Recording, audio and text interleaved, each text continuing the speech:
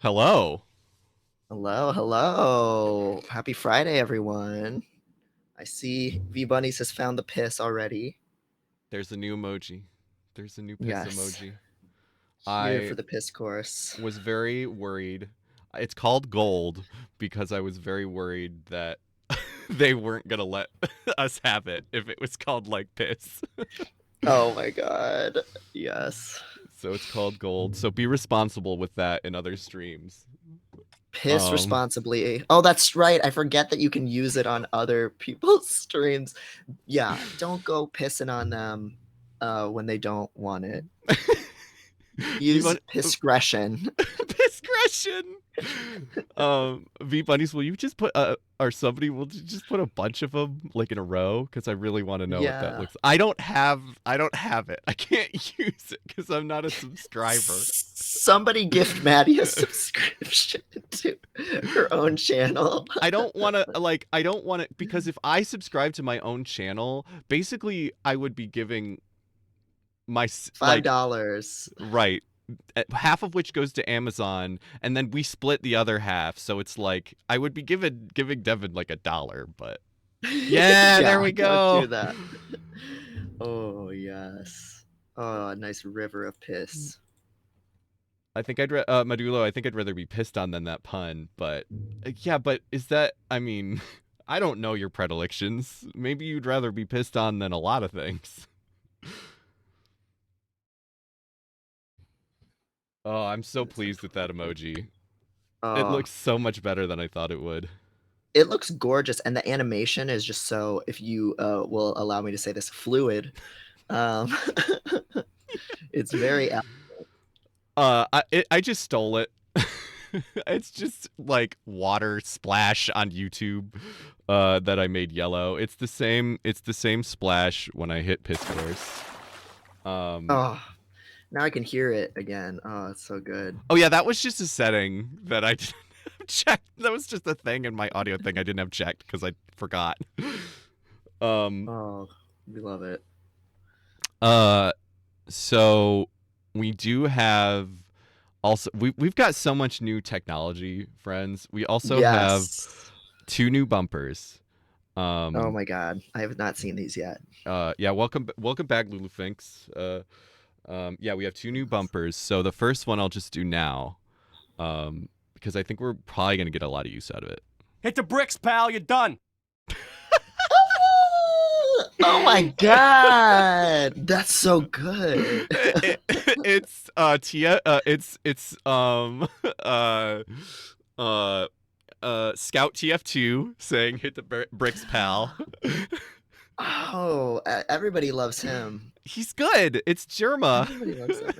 I didn't know he was like Boston man. I don't think I've ever heard him talk before. Oh yeah, yeah. He's Boston.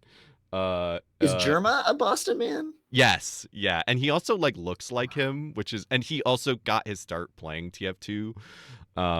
So that's like a Wow, big reason he got big, I think. they're Uh, psychically connected. yeah. Oh yeah. So uh, literally just sent a hit the bricks to someone who asked for the best advice I've ever received. Yes. Um. So yeah, it's I'm really proud of it. It's this is like what I want for like these kinds of memes bumpers. Like I think this is the first one that's really hit exactly what I'm looking Hit for. the bricks, pal. You're done. Yes, the movement is so fast and it's like so short that like again, very morning zoo. Like we could really use that while somebody was just talking about a horrible job that they had, Yeah. um, or relationship advice or whatever. It Hello, is Chicago. it is You our are favorite still it is our favorite band evader. Yeah. you're still flagged. Yeah, I don't know. I don't fucking know, but we can see you in the chat. So welcome. Just have to Um imagine you're in a little spy versus spy outfit at all times. so yeah, and then there's another one which we'll get to when it's appropriate. Yes. Yes. And we do have now channel points that you can redeem for things. So as you can see in the bottom corner, it used to be kind of a translucent bubble shape below the chat. It used to be the standard default Twitch graphic, and now it's a pile of dump truck bickies. It's kind of hard to tell what the fuck it is. It looks disgusting at that size, but that's what it is. It's bickies. I do love it. I do love it. And you can redeem bickies. The bickies accrue just from being in the chat, watching the stream. And if you click on the bickies, you can find something to redeem them for. And we've added a bunch of options there that you can use. So hopefully people will feel emboldened to experiment with that a little bit today. Show dump truck. Okay, wait. First we gotta hydrate. Oh wait, you did hydrate. Okay. I did hydrate. I hydrated. Okay, I'll go get dump truck, and then we'll do that I'll slouch. Yes. That actually is more comfortable. So yeah, these are all really low. And I don't know how this is gonna go. I think that we're just gonna kind of like does go piss girl have to be redeemed at the same time as hydrate? Yeah, we're getting this is the oh my god. Oh my god. Look at him. Take it in, because other people are gonna have to redeem points because now I'm not showing. How is it taking this long to show to go full dump truck on stream? I know, to show truck. Oh my god. I'm pissing myself. Re-embodied, you're making us piss ourselves over and over. Oh my god. I mean, I will. Oh man, he's trying to creep up into the frame. No. The people must pay for this. NPC stream. I just realized that these don't actually show up on the on-screen chat. So for VOD viewers, I apologize. We'll fix that eventually, but for now, you'll just have to trust that people are redeeming channel points. Yes. Welcome, Medkip. Yes, you've come on the right day. We're gonna be a little nutty with it today. Okay, re-embodied. I will piss. I can piss. I'm gonna return dump truck until the next time he is summoned, and I'm gonna piss. So see you in a second. Thank you.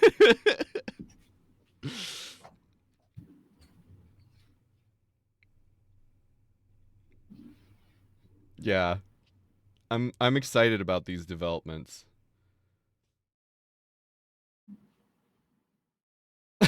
Hydrate is 500, but piss is 1,000. This could be exploited, I feel. Yeah, I don't know. The thing is, we've never Hello, Charlie. I'm laughing too much. She's worried. You missed dump truck, Charlie. Charlie, you missed dump truck. You would have wanted to eat him. This is Charles.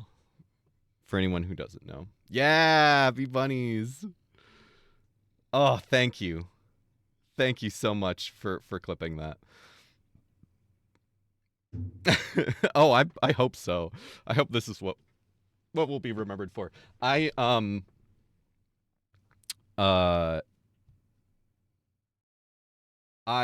we need to do a whole dump truck stream. We promised that.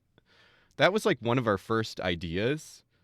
And we haven't done it yet. My understanding, I've met Dump Truck. If you don't know, I don't live in the same city as Devin. So we don't see each other IRL all the time. But I have met Dump Truck. He was extremely good. I will remember meeting Dump Truck. I've met Dump Truck a bunch of times, like multiple times actually. But one time we actually took him out, and it was really good. And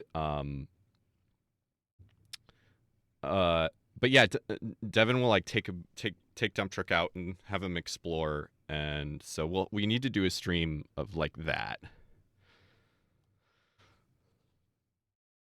I've heard everything.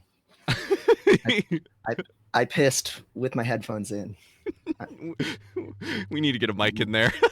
Mic'd up. Yeah, so I can confess to a murder while I'm in the bathroom, just like Robert Durst.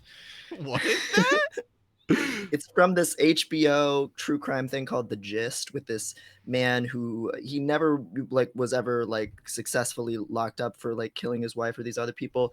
But when they interviewed him for that documentary, then he was in the bathroom afterward, mic'd up, like, yeah, like just talking to himself about having done the thing. It was That's very, hilarious. yeah, it was Uh, very good. But yes, Dump Truck, you know, because it was daytime when you guys were over to see Dump Truck, right? mhm. So you didn't see him in full psycho mode, which That's is too true. bad. That's true. He can get real crazy at night, just sleeping around. Yeah, because he is nocturnal. Yes. Um, so yeah, we have lots of new technology. If you missed it, there for subscribers, there is a piss emoji now. Um, we have the hit the Hit the bricks. bricks, pal. You're done.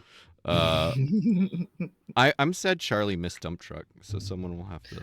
Oh Yeah. yeah. You can redeem Dump Truck points or bickies to see Dump Truck or to make us piss or get worse posture at any point in the stream today. I know real channels, when they have guests on, they'll somehow turn off some of the incentives during the interview so that things are not rude.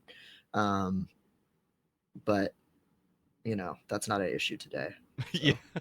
Yeah, You we make have a, to you make we have to decide how we want to do that. I do like the idea of just like annoying our guests with weird semi-violating things about making them go piss. yes. I think if it's like the sickos or it's Eric, absolutely torment them, torment those boys. But please, what would you guys like to see? That is what I want to know, because I don't know what I have big dreams. I just finished. There was a stream recently from a streamer called Ampuko. I don't think I told you about this, Devin. Where No. he's like a VTuber, a sheep VTuber, and he's also like a game developer and does like weird shader stuff. And so he did this huge uh marathon where every time someone donated $1, the bit rate of the stream was decreased to the point. So it basically just every time people were donating, the quality of the stream was just getting worse and worse and worse. And I wasn't Oh my watching very god. much of it, but I did catch the very end where it literally was just like and it just turned Wow. gray. it was so good. That's So literally like that Nine Inch Nails song that gets worse and worse over the course of 10 minutes. yeah, but But it a was stream. yeah, and it was like days and days of streaming. Welcome KPPK. So Um, yeah, I want to do weird stuff like that. But if you guys had, what kind of channel rewards would you guys like for points or for bits or whatever? yeah, let us know anything you think of, because people do all kinds of different things. You've seen what the rewards are that you can use right now. Mostly real life things, but like lots of people have things where things just like go on the screen or like comments can be read aloud. That can obviously be used for evil. But I think there's something expensive to fuck with the dollhouse. Yes, Yeah. Lulu Fink. That's I think we should. There's also a community one where people can pool their points together. So I think we should have one to either force add or force remove a doll or Yeah. initiate a poll on a new doll. I Um, think something like that would be cool. Another big announcement is that we have a Discord. It is basically all set up. We have not given out the invite yet because it is not, we haven't finished setting it up. But yeah, friend of the stream and And friend. and yeah, well, yeah, and friend in sometimes they've been in the chat. Callisto has offered to help us set up a Discord, so it is very very close to being set up. It's not ready yet, but watch out on our social media like this weekend for a Discord invite. It is definitely happening, and I think that is where we need to do some weird dollhouse stuff. That too. Yeah. That's where we could have real, just like the Sickos had the fruit tournament where you could vote on Twitter. Mm-hmm. We could have some real doll functionality on that. So we actually have some new additions to the dollhouse. Oh yes. Oh my god. Oh yeah, So that's right. You added Charlie Kaufman or whatever. yes, so this is Charlie Kaufman as played by Nicolas Cage in Adaptation. He's chilling there. There was the picture that I got. This was Eric's edition from when Eric was on the stream, and I just didn't get it in there. And then also my spouse Megan, we forgot to ask them because we were so enraptured with that game. So I asked them off stream, and their addition was Jerry from Jerry Horn from Twin Peaks, specifically eating baguette. That's perfect. I'm glad you're here, Trans Peaks. You'll probably appreciate the His yep. T-boy swag It's off the is charts. off the charts. Yes. So yeah, I think I need a better picture. This is like the right scene. The quality is a little low. That's but- why he's in the back and small. Yeah. Also, the only place I could find that really worked because he's sitting down, and so I put him back here to sit on this table back here. He's sitting on Yeah. like a fireplace in the shot, so I thought that kind of worked. He's back here sitting That on works. the table. And he's such a little gremlin. He belongs in the back with his little sandwich. Just sit down and eat your food. Yeah. You freak. You creep. Oh. This is so much weirder than like, because when you made the dollhouse, when you surprised us all with the dollhouse, you put together like a very good like random internet assortment Yeah. of people. Snake and Garnet and Link and Sonic and all of these people. But this is even more insane than any one mind trying to be random could ever conceive of. Yeah. Oh yeah. Oh, it's so good. I'm glad. There's just some really good picks in here. You know what I realized, and I don't know if we should pick right now because I haven't thought about it either. Is that me and you don't have entries into the dollhouse? Like, we have put people in from our like, just like random, like we were talking about them, but we haven't Mhm. like chosen our picks, like our entries. And I think we need to do that. Oh shit, that's true. But who put Gollum in there? I Did mean, anybody I put did, Gollum? but Yeah. that's not my pick.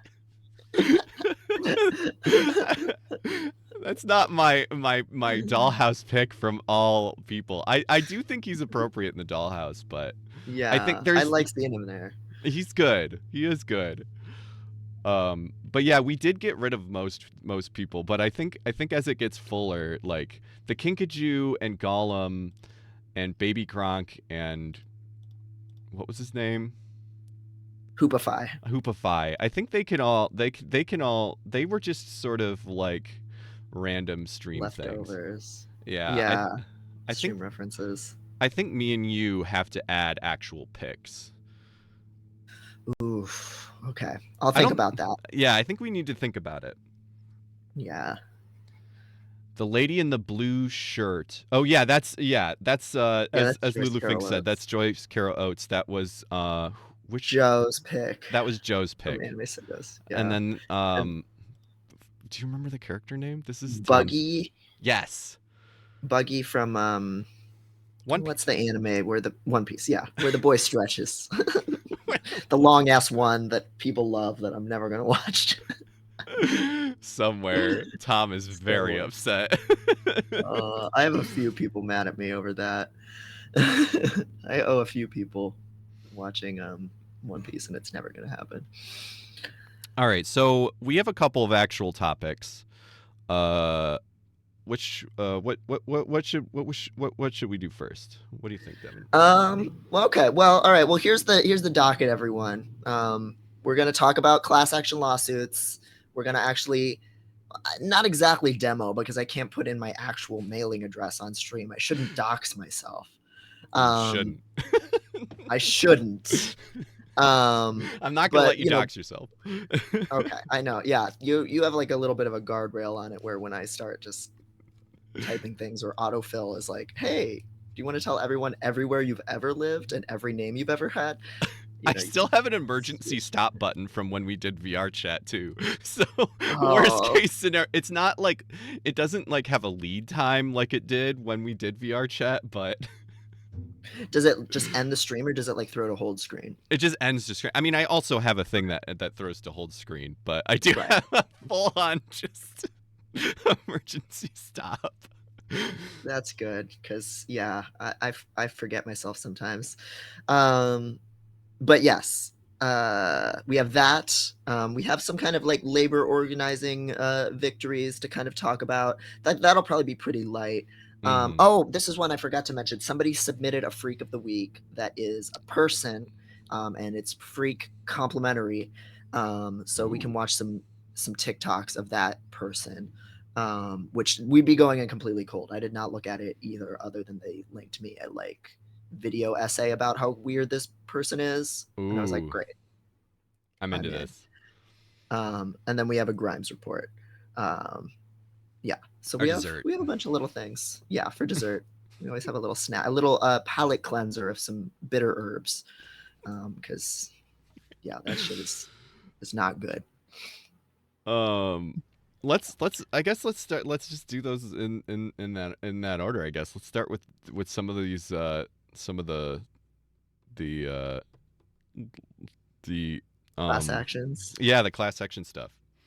Sure. Okay. So first, a brief overview just for people who haven't read the article about it or don't know about it. I feel like if you're here, you're probably, ahead. You probably know about it a little bit. But for like over 10 years, I've been going to a wonderful website called topclassactions.com. I first learned about it from the consumer rights blog, The Consumerist. If anybody remembers that from back in the day when blogs were a thing, they were like the first people to report on like the grocery shrink ray, which is now called like shrinkflation. Like they did lots of like, consumer reports and stuff like that. And they would just report when some company got sued for selling some mislabeled product or falsely advertising or stealing customers' phone numbers, whatever. And let you know, hey, if you're in this consumer class, if you ever bought this item, you can fill this out to get some money. But they were also very clear about the fact that you don't actually need proof for many of these class action lawsuits. And so that's when it occurred to me and many other people, hey, if I don't need proof, I'm just going to fill out all of these. So how long have you been doing this and how much money have you made? Yeah, I I mean, should have just if held you're on to the. comfortable just saying like not, you know. Oh, yeah. So I started doing it, gosh, it would have been at least 10 years because it was when I was living in a studio up by where I was going to grad school. So I've been doing it at least since 2013, pretty regularly.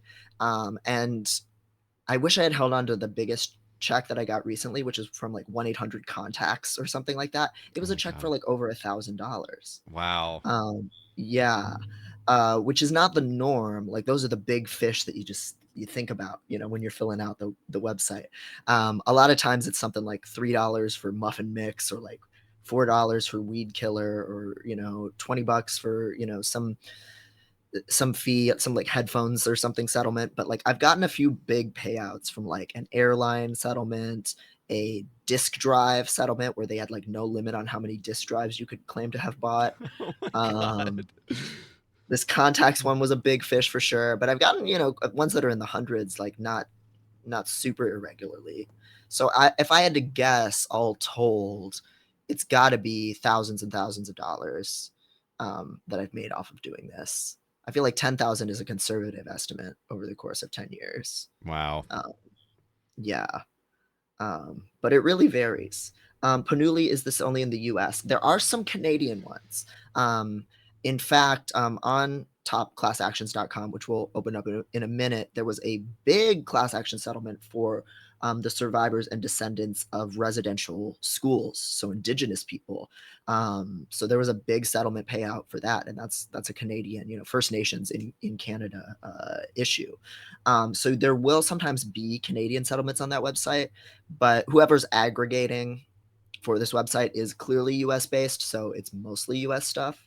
Yeah, if anybody has any experience from anywhere outside of the US, we'd definitely be interested to hear if there's like an equivalent somewhere we don't know about, or if you've just done this yourself.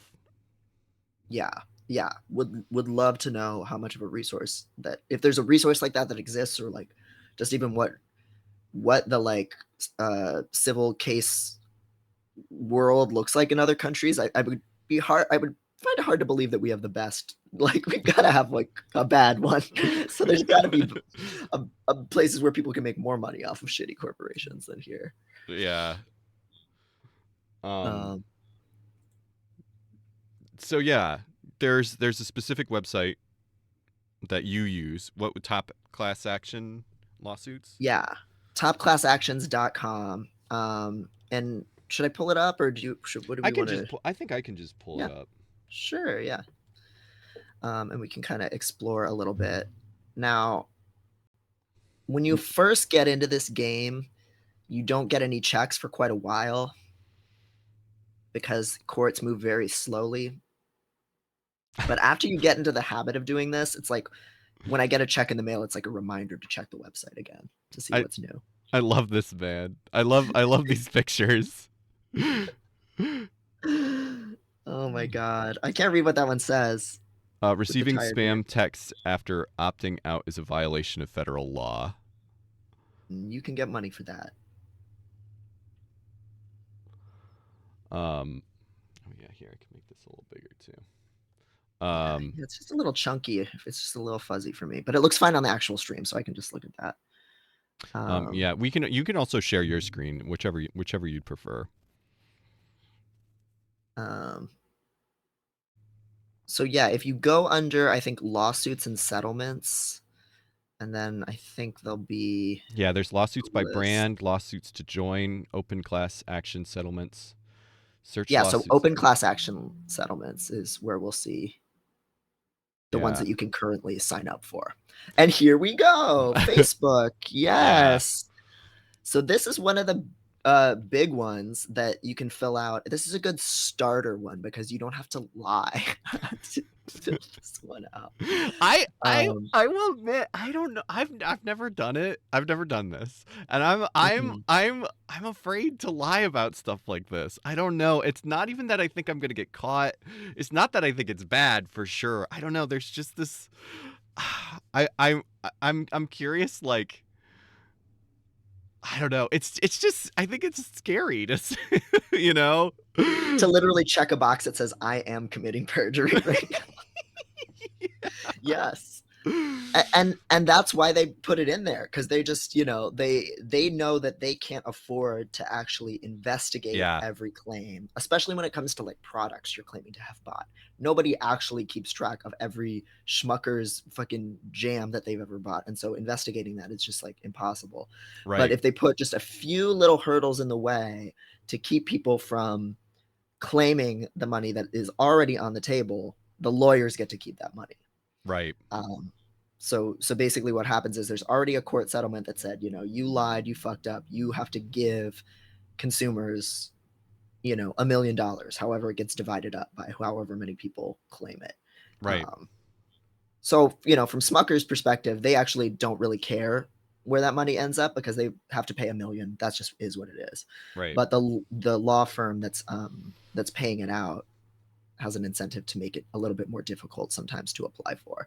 But they're not Smuckers. Like, they're a huge law firm, but they're not, like, there's a difference between, whatever the, 1-800 call Sam or whatever, and not that that's the kind of lawyer that's doing this, but there's a difference between huge lawyer company and like Smuckers or like Facebook or something, and Facebook doesn't care. Facebook doesn't care, and this law firm, from their perspective, they're not going to put resources into like pursuing a perjury case against you, because their whole job is just they are executing this the settlement that's already been decided, so all they're going to do is just like put up a few little hurdles. Some cases, if it's for like a really large item like a car or a washing machine, you have to have a serial number. It's very, very hard to fake that. Believe me, I've tried looking up serial numbers for washing machines, and it's just that's never worked.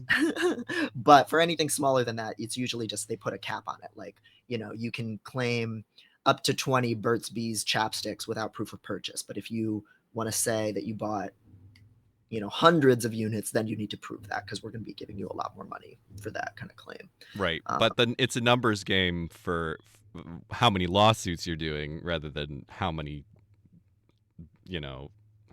chapsticks you're doing for any particular lawsuit. Right. In NL, the equivalent is opt out unless you're not living in NL, then it's opt in. So it's like they figure out who the victims are rather than you signing up. Oh, in the Netherlands. So yeah, there are some settlements that are like this. I got one in the mail, in fact, and that was like, oh, we've identified that you're a Juul litigant. You would be. Yeah. Fucking clocked. Yeah, they clocked me. They're like a vapor.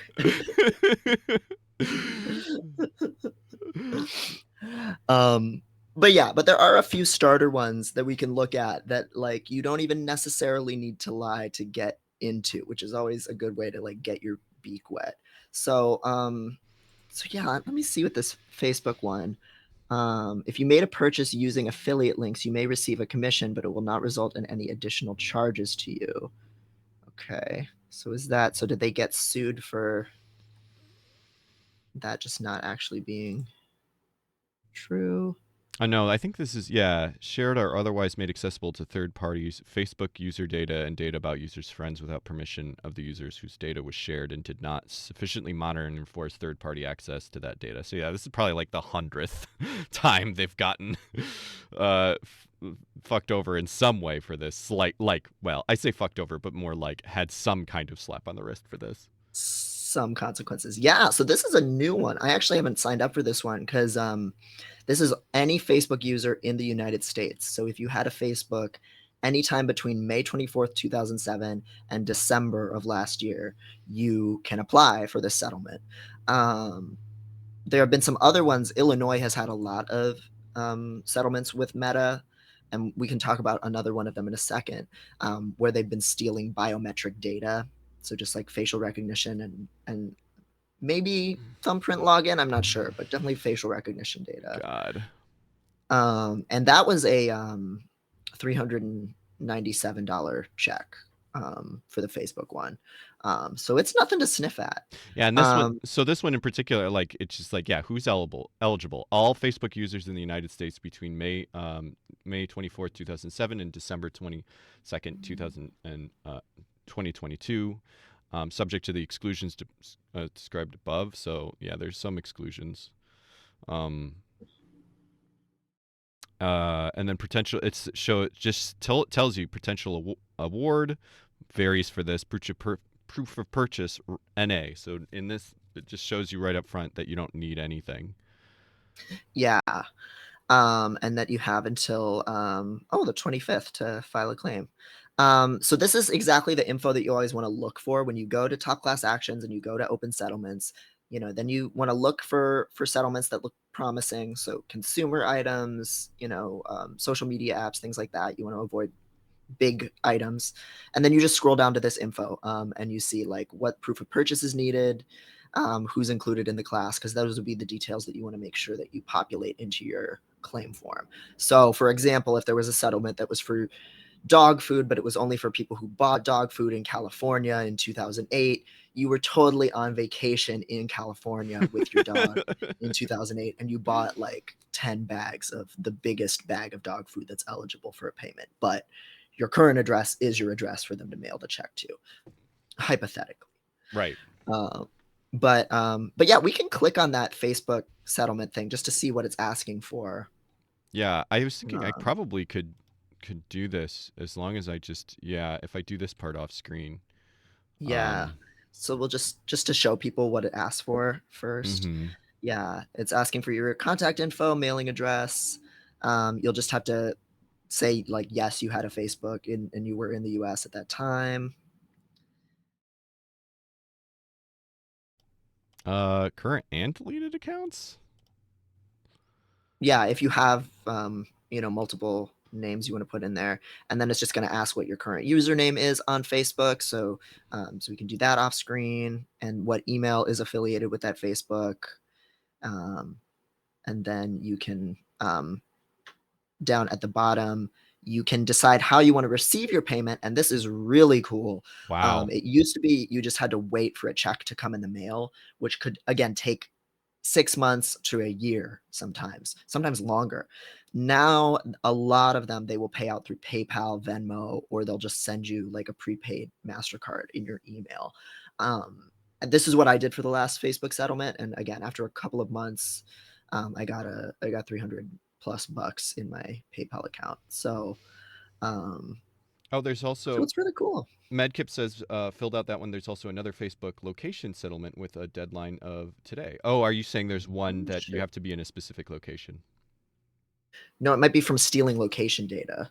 Oh, yeah, that makes sense. Okay, Yeah, we'll look that up in a second too. Yeah, if I'm gonna do one on stream, I should do that one. Yeah.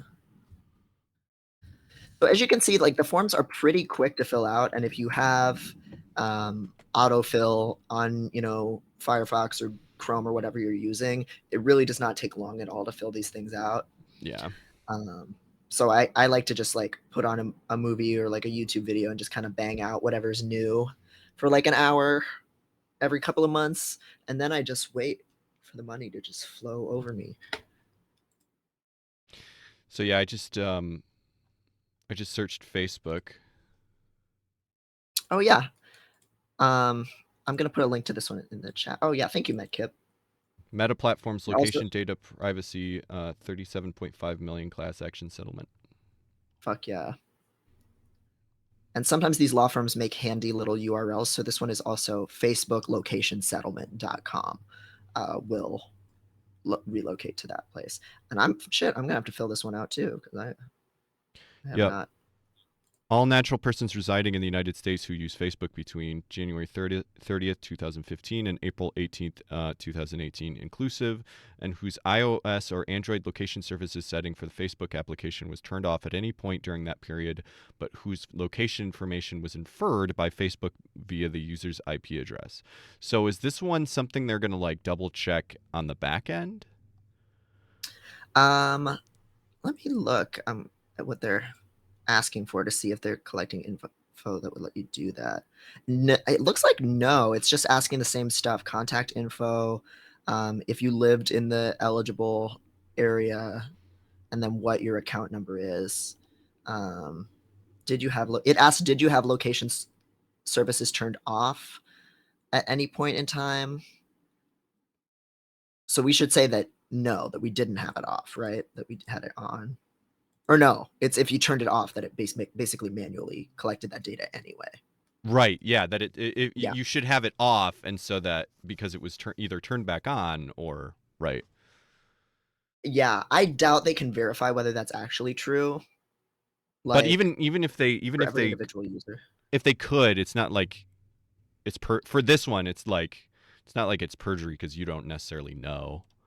Right. Yeah. So I would just anybody who's used Facebook and had the app, I would fill in the US. I would fill this out and then say yes. At some point, I had location services turned off, and then pretty much you just put in your username and what payment info you want, and it's really really simple. Yeah. So you should say yes. Yeah. Thank you, everyone. Oh, and Photo said, I keep getting tricked by law firms who are building cases looking for clients. Yes, so that's a thing too. And that is also on the website of like open or not open class actions. Let me what it is. So before a class action is settled, they try to just build a class, right? And build proof that like, oh, these people have been aggrieved.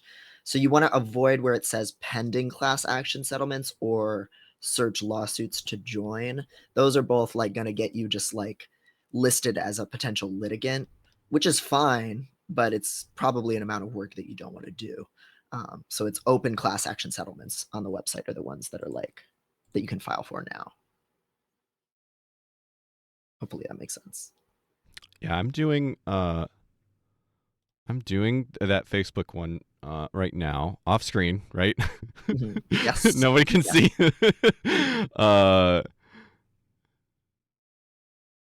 So I'm just gonna see, mostly just to do it. I don't know if there'll be anything worth showing from it, but just to show you how easy, because I've just been doing it while Devin has been talking. And I'm just getting an email verification now. Yep, just got a little email verification code I have to put in.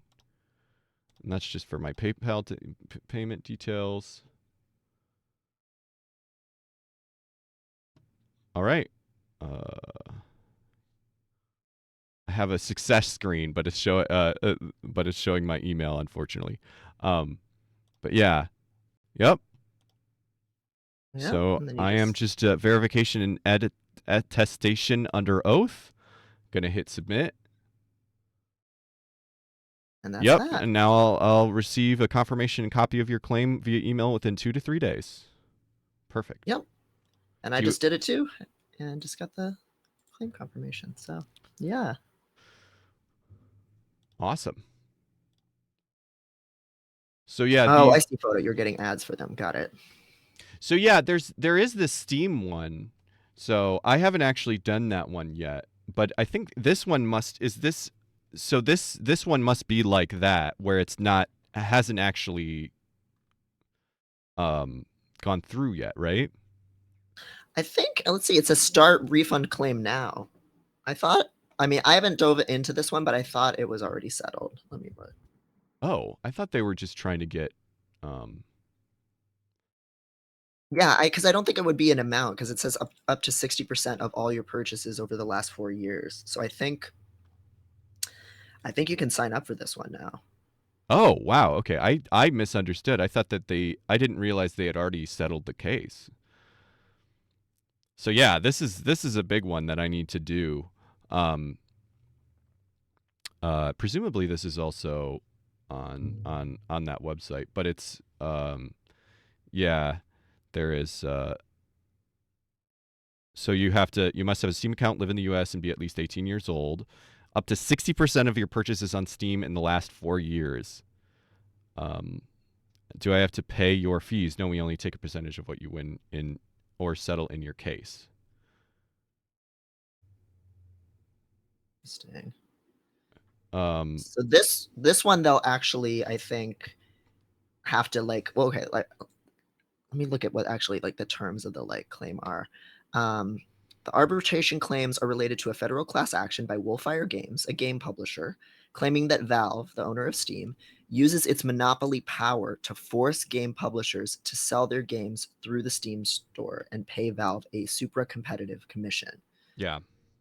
This same conduct causes gamers to pay more for games as well. Gamers, a federally protected class. It's official.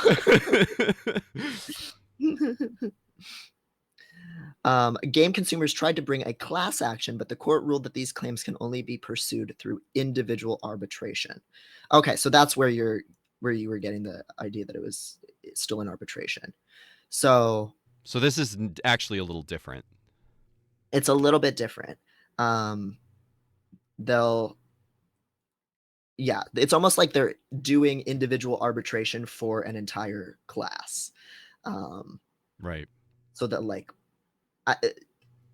you never know exactly with these things how much money you're going to get anyway, because it still gets processed by the courts, and a set aside amount of money gets divided up. But this one's going to be really Your Honor, these people bought this many games of this value. It would have been this much on average if it weren't for this monopoly. Valve needs to pay them this much back. So it'll be an arbitration for a while, but yeah.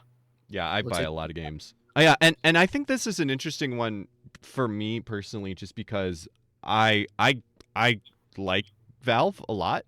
As a company, I'm kind of I use Steam a lot. Both me and my spouse bought Steam Decks. I will evangelize the Steam Deck a lot. I really like it. But at the same time, they're still a fucking company, And even though they're not a publicly, I think Valve is kind of interesting because they're not a publicly traded company. And so I think that that is why they sometimes will do things that are more like consumer beneficial than other companies. But it's like they're still a company, a huge company with a monopoly. And like that suit said, they, you know, demand a huge, I don't know what the actual percentages are, but it's like 30 or 40%. And there's all of this stuff like you can't sell, um, if you sell on Steam, you can't sell your games on other platforms for cheaper, or else they'll take you off Steam. That you can't have like Patreon links on your on the like main, like I think maybe in your game at all, but like on the main page of your game. Like if you have like a Mhm. Patreon link or something like that, they will take your game down. Wow, Yeah, I should look up what the actual percentage is because it's really high. Steam. that's crazy because they've really become like Amazon or something, Oh yeah, or iTunes. Like they really do have such a chokehold on the industry and what developers can do. yeah. I should look up that fact because oh maybe it's only no. This is the marketplace. Um,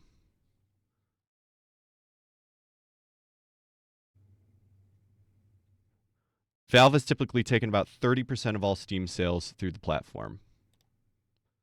That's a lot. That's a lot. That's hefty.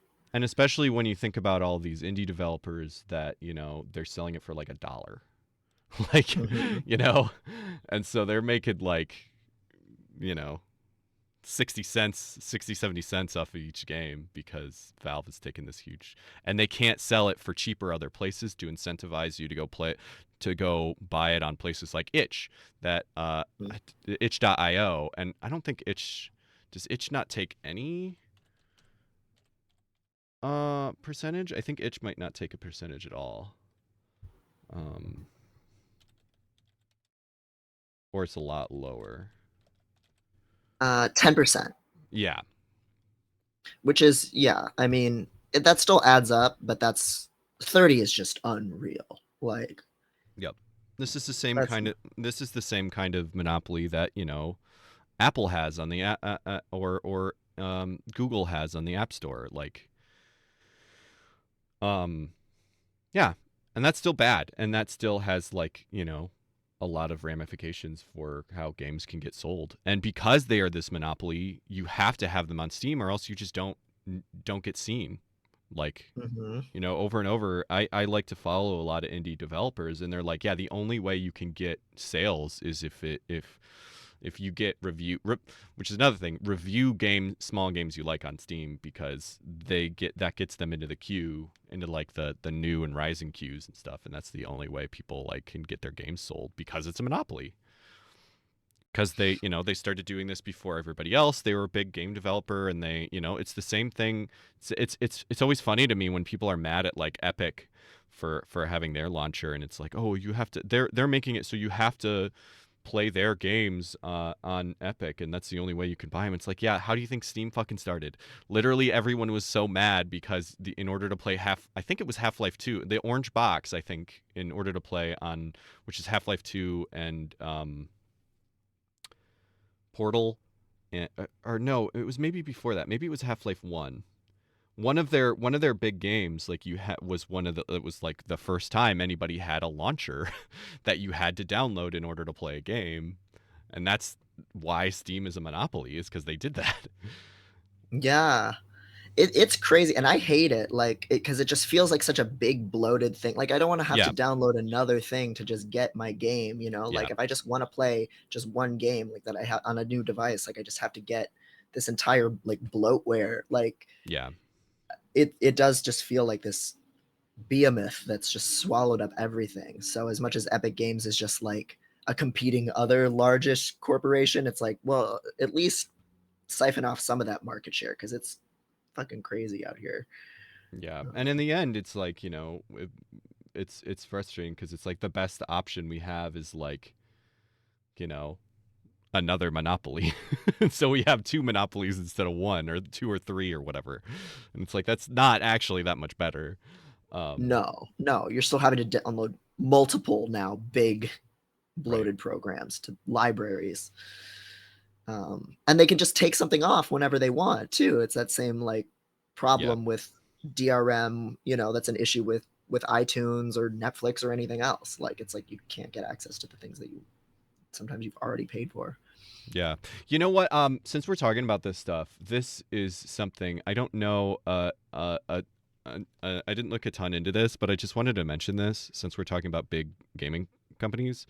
Um, Nintendo filed a fucking patent for a bunch of gameplay elements of Tears of the Kingdom. Oh Um, shit. but they're not even like first of all, it's a lot of like building stuff, right?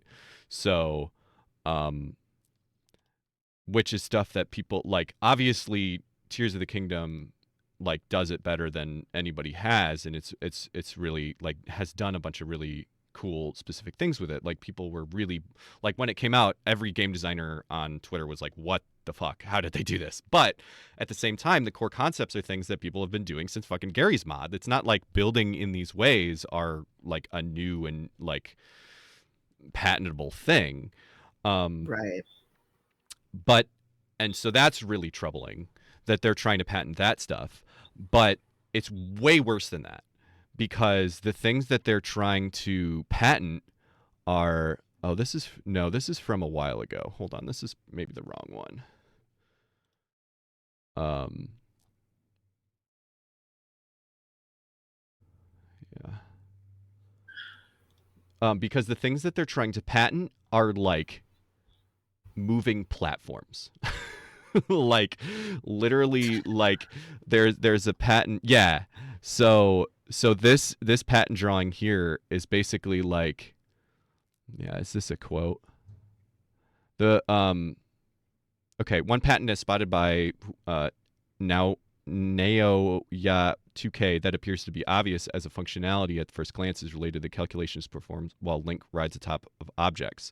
Solution is described as follows. The movement of a movable dynamic object placed in a virtual space is controlled by physics and calculations, and the movement of the player character is controlled by user input. When the player character and a dynamic object come in contact in the downward direction relative to the character, in other words, when the character is on top of an object, the movement of the dynamic object is added to the movement of the player character. So basically, this is moving platforms. Like the drawing Right. is kind of showing like a vehicle specifically, but like the description, yeah, and this article says, put simply, the game judges when Link is making contact with a movable object underneath him, and if the object moves, Link will automatically move in the same way and speed as the object does without any input being made. And that is something they are trying to patent. They are trying to patent movable platforms as a gameplay element. That's unreal. The like Unfucking sheer audacity of it. No more moving platforms in any other games. You can't have a lava pit with like a thing floating over it. You can't you can't like you can't, surf. You can't skateboard. You can't Yeah, do anything. and probably Oh, hopefully this stuff is not going to get like, it's not going to go through. But the fact that they're trying to do it and it could, like, all of our legal system shit is based on, document like laws written like fucking 100 years ago. Like, I don't yeah. trust any of these fuckers to like actually protect this No. stuff. No, they don't understand technology well enough to like necessarily realize. I mean, hopefully, like the legal argument will be made that like makes it clear why this is a big problem. But also, do they care about gamers' rights? That's a bumper we need as gamers, Yeah, right? gamers' rights. Do they understand the impact of this? Like, I mean, and does it only say in a game, or is it like in a software or like in a program? Oh, I don't Because know. I don't know how that stuff is defined. yeah, I don't know either, but that seems like that could also be a worrying precedent because you kind of need to be able to simulate physics to do a lot of kinds of engineering and math and science. So Right. I don't see how they could patent this in any kind of software, even if it was restricted to games. Like people still also use games and like similar code bases to. study this stuff and simulate this stuff. So Yeah, and it's the kind of thing where my understanding is with patents like this, it's just like uh uh like they would have to come after you. But I don't trust Nintendo not to come after people frivolously, because they are famous for, anything like taking down music on and like all how many like they're famous for false DMCA like requests on YouTube. mhm. Very famously, right before Tears of the Kingdom came out, they're and I'm gonna probably get some of the details of this wrong, but they fucking it was it was they convicted their like Nintendo's lawyers convicted somebody for doing some kind of emulation, and they've garnished his wages for the rest of his life for like 10% of his wages or something like that. Oh my god. Oh, that's awful. Medulo Zero says they take down porn games about Pokemons, which must be a hilarious thing to write an angry cease and desist letter about. It's not funny to me. Yeah, you came to the wrong house. It's not funny. That's not funny to me. That's important. It's art. And the harder it gets for me to find that kind of stuff, the closer to the edge I become. Up yours, woke moralists. If I can't see Pokemon fucking, I'm gonna lose it. Turn into the Joker. I'm gonna turn into the Joker. So I've been like I'm saying, I've been kind of working on some of these bumpers, and I was so mad because the Joker fucking in the Batman vs Superman, the Joker fucking Jared Leto's Joker says we live in a society, but the camera's not on his fucking face when he says it. It's on Batman's face. Like, because it's like shot reverse shot, and so I can't have that just as a bumper, but I think I am going to use that audio because it's really really good. I think combining it with like just a shitty Joaquin Phoenix Joker or like some other Joker image would be great. Like I really need I really need something for capitalism, because that's the one we do the thing we do the most is like, and again, the reason this is a problem is because of capitalism. Right. But I don't know what, like, we live in a society is close, and I think we could use that, and I think we'll use that a lot regardless, but I want something specifically of like capitalism, and again, capitalism is the problem, but I don't know. Yeah. There's not a concise meme for that. So if anybody has a good suggestion, Let us know. Because that comes up and will come up every fucking time. Yeah. So just to round off that discussion, yeah, his name is fucking Gary Bowser, which is hilarious. Oh man, that sucks for him. Which is also really funny because I don't, is he still the director of Nintendo America? Has the last name Bowser? Oh my god, Doug Bowser, I Bowser think. versus Bowser. That's fucked up. If only Reggie were still with us. I know. Not that he would do anything better, but I can pretend. But yeah, so he was sentenced for 3 years in his role at Nintendo's in a Nintendo Switch hack selling scheme. So yeah, so I think that they were hacking Nintendo Switches to like to jailbreak them, basically, I think is what it was. I hate they call this. Come on, Polygon. Did you have to call it a scheme? You should be better than that. Yeah, come on. Yeah, so he's been released. He was in prison for 3 years, been released early, but he will have to pay Nintendo a portion of whatever income he makes every month in a $10 million settlement. Yeah, and this says 25% of his monthly income until he pays $10 million. It's just going to be garnished forever.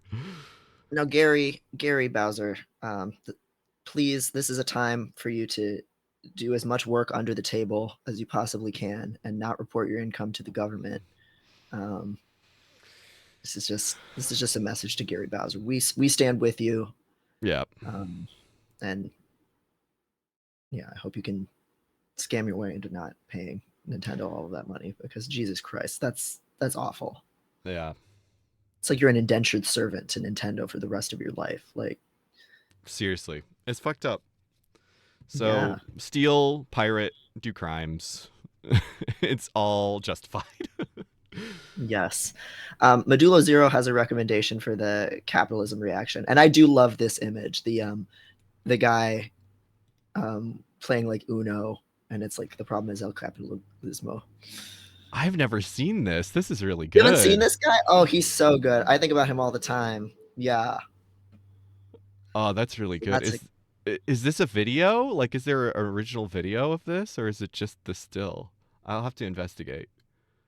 yeah. I've only seen the image, so I don't know the origins. I've just seen this guy all around. Yeah, and Gift Horse says the Tim Curry shouting capitalism from it's not a movie, it's fucking Command and Conquer FMV scene from a Command and Conquer game where Tim Curry we need to just show this cuz it's one of literally my Yeah. favorite fucking videos in the world. Yes. And I think I've actually been watching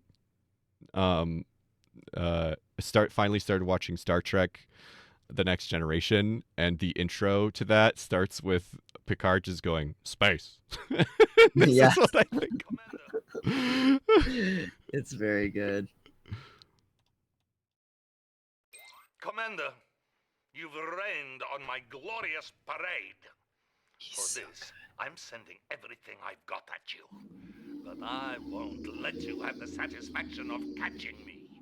I'm escaping to the one place that hasn't been corrupted by capitalism. Space! He really just charges up his attack for a second there before his- What I'm convinced he's trying not to break. He's trying not to laugh. Yeah, you can see a little micro expression in the eyes and the mouth. He's like, I can't lose this. Yeah. So yes, Gift Horse. I did think about this very hard, but it doesn't quite fit because what he's actually yelling about is space, and he is saying it's corrupted by capitalism. So I think if I do some real chopping and screwing, maybe, but I'd have to like find. Bolts J. He's trying not to come. Space. Oh my god.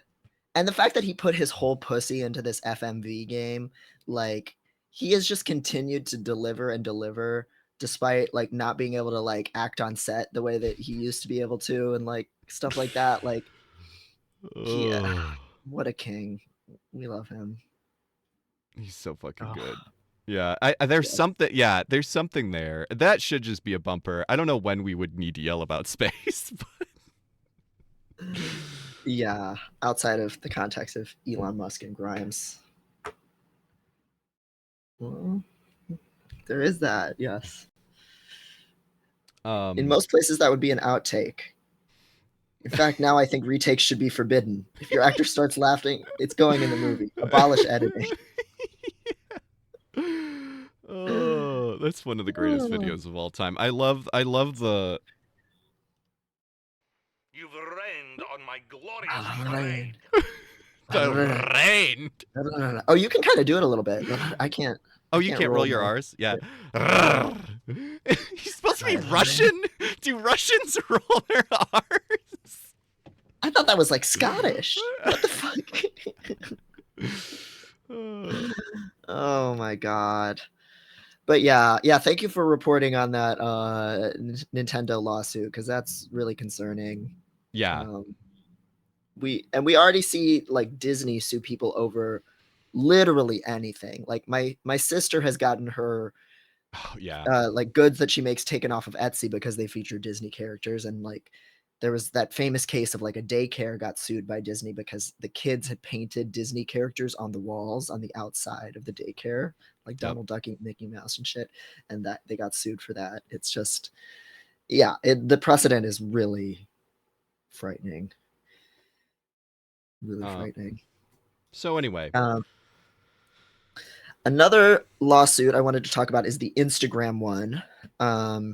This one is just for Illinois folks, but I'll just quickly kind of signal it.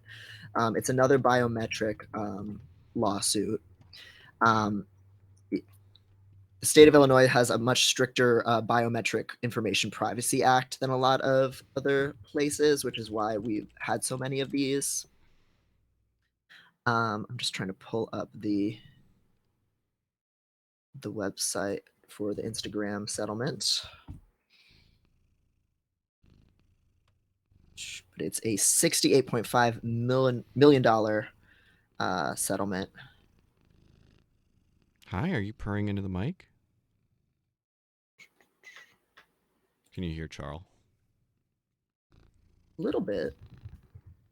Ooh. Okay, here we go. Instagram BPA settlement. I'll put it in the chat.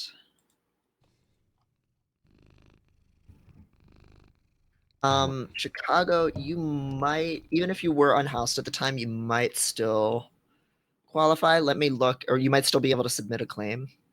Let me see here. Yeah, that shit is fucked up. Yeah. Oh, Chicago okay. says I lived in Illinois within the window, but I was unhoused at the time, so I don't qualify. Yeah, I was just reading about the U.S.'s pandemic response, and I was reminded about how like anybody who was unhoused at the time and didn't have a fucking address couldn't get like the pandemic checks. So fucked up. I mean, that's true for so many kinds of assistance too. Like, Yep. I mean, I think food stamps even, right? Or do you have? I feel like you have to have an address for a lot of them. Yeah. Like Medicare. Yeah, it does ask for the address that you lived at in Illinois, unfortunately. So if you know someone, I mean, I honestly, because again, I do this a lot, I would just look up an address of a house in Illinois and list it. They're not going to confirm. They're going to confirm whether it's a real Illinois address, but they're not going to like ask to see a lease or have any kind of proof of home ownership or anything like that to like confirm you actually lived there. So that's personally what I would do as a workaround, but obviously it's awful that that's just how it works in general. Yeah, Sagefinger said, Chicago, if an address is necessary, you can DM me and I'll give you the address I lived at the time. You could claim we were roomies. Perfect. Thank you, Sage Fingers. That's really nice of you. That's really good of you. Yes. And yeah, this is another thing that'll just be easier once we have a Discord for people to kind of connect and share things. So that's really nice. Thanks for doing that. Yeah, Lulu Fink says I couldn't get unemployment because they couldn't verify I was a contractor. I was a contractor for the U.S. government. So fucking awful. Bureaucracy, and this is what bureaucracy exists to do, is to just give less to people, and it costs more investigating, and unemployment and disability benefits than it would cost to just give it to everybody who applied. It's just fucking awful. What is the term? Means testing. Means testing is a fucking cancer. Yes, means testing and needs testing. Anything like that is just so, it just bogs you down in so much paperwork that it's not even worth doing. You could just have a lot more social benefits for less expense by just giving it to people. And that also, by the way, is like the same argument for why it's so easy to lie on these class action settlement forms, because having people meticulously check and recheck all this information, it's a lot of human hours. And they don't have AI doing it yet, thank God. So yeah. So scam it while you can, because once they start doing that, then a lot of claims that are legit will be denied. Yeah, exactly, because that shit is all fucking bad. Yeah. So, oh yeah, I keep, this is just related to all the settlement stuff. This is not super related, but I wanted to tell it because it's silly. I did the one settlement that I have gotten money for was both me and my spouse got $200. I think it was $200 each for the Pokemon Go festival. So this was before we knew you. So that was one of the first times we came to Chicago together. What was the Pokemon Go festival? So this is just a great story because it's very silly. So I think it was the second year Pokemon Go existed. Was it even the first year? Because it was pre-pandemic. Um, So like 2016, it was oh, out. So y- 2017, maybe. yeah, it must have been 2017. So, Niantic was known as just a bad company. Like I don't know if Mhm. anybody else played or was like in the like in actually like and I just mean I was like on the Reddit. Like nothing worked that for those first couple weeks and it was like everybody was doing it but they were just so unprepared for how big it got. Um, and so when we saw there was a Pokemon Go festival in Chicago, we were like, well, we have to go. This is going to be hilarious. So basically, what it ended up being, and so we went knowing it was going to be a shit show, Okay. because specifically because all of their all just everything about it was just so clearly way too popular of a thing for the company that existed. And it was just over and over again, they were just shitting the bed in every way. So when we went there, basically what it was is they this is where I don't live in Chicago, so I'm not going to remember the fucking park. But they closed off a park.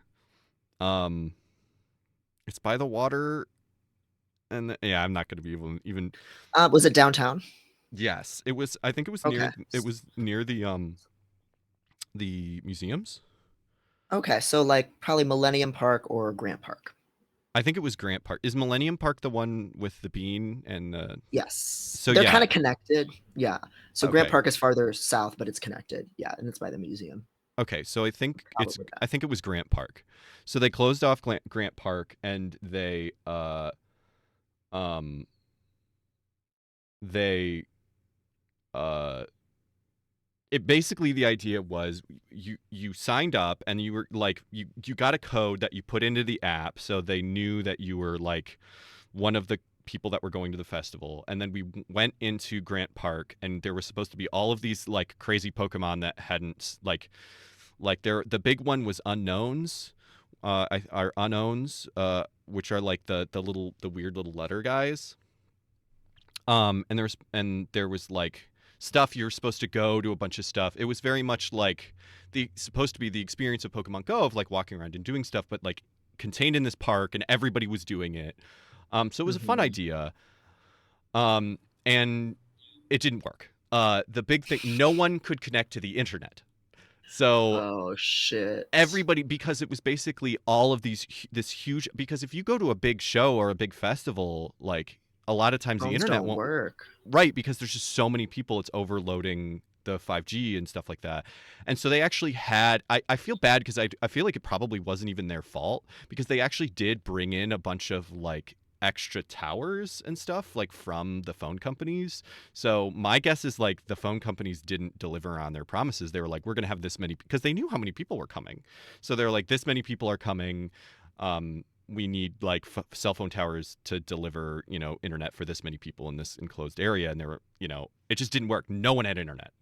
Um, and it was so funny to me and Megan because we went knowing this kind of shit was going to happen, but everyone was Yeah. so upset and like pissed and just like, we knew Oh this shit was going to man. happen. And it was still fun. It was still weird. And then what they ended up doing, because it didn't work for anybody, was they actually expanded the festival stuff for the people who had paid to go to Chicago as a whole and to the whole weekend. So it was actually really fun because that first summer, like everywhere you went, people were fucking doing crazy shit. But that Yeah, end I remember that. but that ended like that summer. And so it was like the next summer and it felt like that first summer again because we were just like wandering around Chicago and there were just like huge groups of people doing raids because it was like that festival. So it was very fun. And then because it was fucked and they didn't deliver what they promised, we got a class action lawsuit and got 200 because we also like, we should have said we flew in. But Mm. we we traveled and we got lodgings, but it was funny because we got lodgings but we literally got like a $30 Airbnb, but it didn't, Wow. as long as you got lodgings it was the same amount of money. So So was this a ticketed event that you like bought yes. a ticket to? But so the ticket was not $200. They just No, also had to. Well, how much like was the event I roughly? think I don't remember, it may have been, god, it may have been $100 each. That seems like a Oh, lot. that's a lot. Yeah, they Yeah. so I think that the $200 each was like on top of what they refunded us, because I think they did refund everybody, and then they also gave us 1 billion like Pokecoin money in the game. So Oh my I didn't god. actually I kind of Yes. like fell off shortly after that, not because of that, just because I did. But it's funny because anytime anybody wants to play, I like pull it up and I'm like, oh yeah, I'll play with my infinite money. Oh my god. And that kind of like also has weird repercussions just for people playing the game that it's like, you know what I mean? Like it's like not fair. Like all these people are like balling out forever now. Like that you've changed the economy. Anyway, it was fun. This was your fire festival, basically. Oh yeah, oh yeah. Um, but it was totally worth it because we knew it was gonna be a shit show. That's great that they actually in that lawsuit reimbursed expenses related to the event, Yeah, not just tickets. You don't always see that. Um, some of the class action lawsuits, if it's like, you know, roofing equipment or something like that, like they'll pay for any damage to your house or water damage or things like that.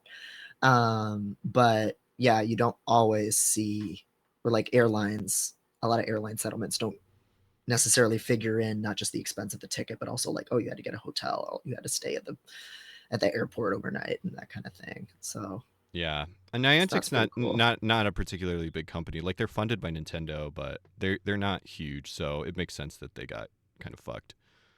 Yeah, I remember because there was some game, pre-existing game that Pokemon Go was basically just built on top of. Like they used Yes. user created. I can't remember what the name of that game was, but it was more like a fantasy kind of game. Um, Yeah, and like Niantic made that game.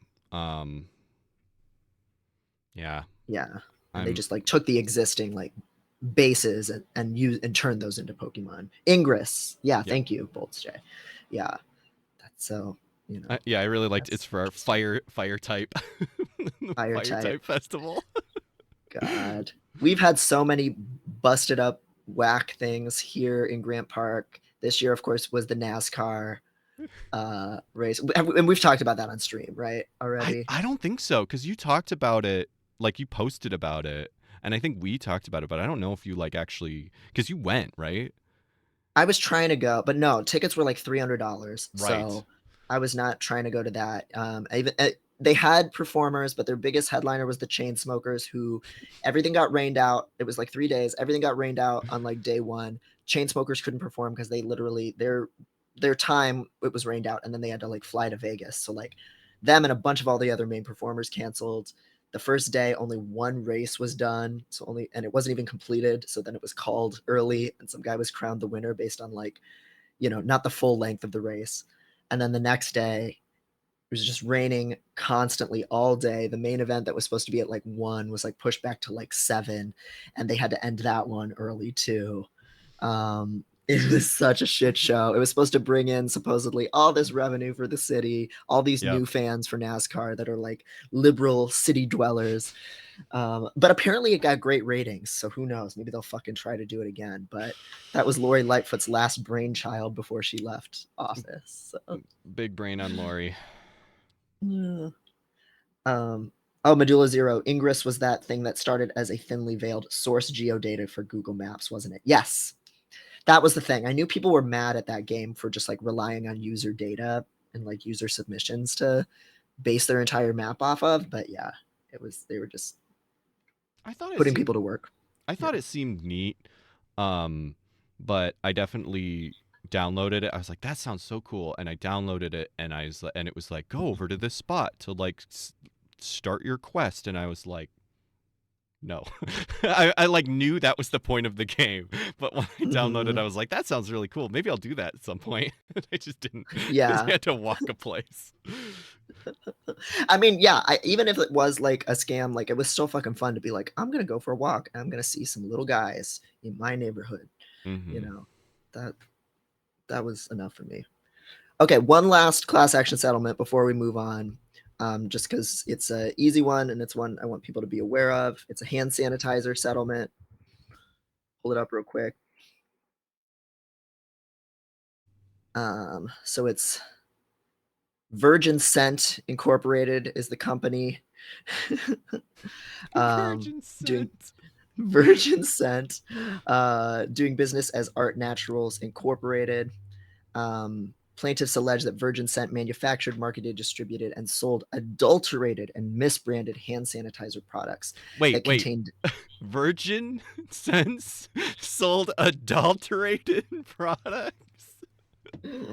scandal. Contained dangerously high levels of benzene Oh God. without disclosing the benzene to consumers. Virgin Scent denies all these allegations, but they are going to give you some money if you'll just be cool about it. Adulterated virgins, that's right. So here's this. I've already filled this one out. I can tell you can claim, again, in the US, anywhere in the US, up to 10 bottles of hand sanitizer without proof of purchase. So you can just click on claim there.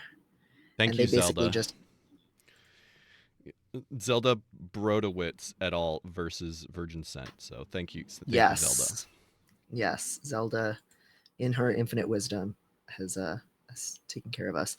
And so for this one, literally all you do is you just fill out your name and contact info, and then you just check a box that says I'm submitting this claim for an automatic payment for economic compensation, and that's all you need to do. You don't even actually need to list like, oh, I bought 10 bottles or like where I bought them from, which sometimes some of these class actions look for. If you want compensation for medical monitoring for any side effects you've had of the benzene, then you need to put in proof of that. But you can just skip that, put in your PayPal or Venmo or whatever, and then get payment for that one. So, so yeah, so that's another one to check out. Shout out to Virgin Sense versus Chad. Yeah, yeah. Shout out to Virgin Scent for fucking up. Yes, for giving us dangerous benzene without telling us first. You just had to tell us. Right. But yeah, so any final questions, thoughts, reactions about class action stuff? Because it's definitely something I got a lot of questions about in my ass box the last couple of weeks. People are always scared to do it, but I recommend you start with these ones because you don't even really need to put in that much complicated info. Yeah. You don't even have to, a lot of these you don't even have to lie about. For all I know, I did buy this hand sanitizer, right? I don't know what hand sanitizer I buy, especially during the pandemic. Like, fuck if I know. I bought the one with Baby Yoda on it. That's the answer. Was there really one with Baby Yoda? Yes. Oh my I did buy God. it. Of course you did. He's a dirty boy, but he's keeping me clean.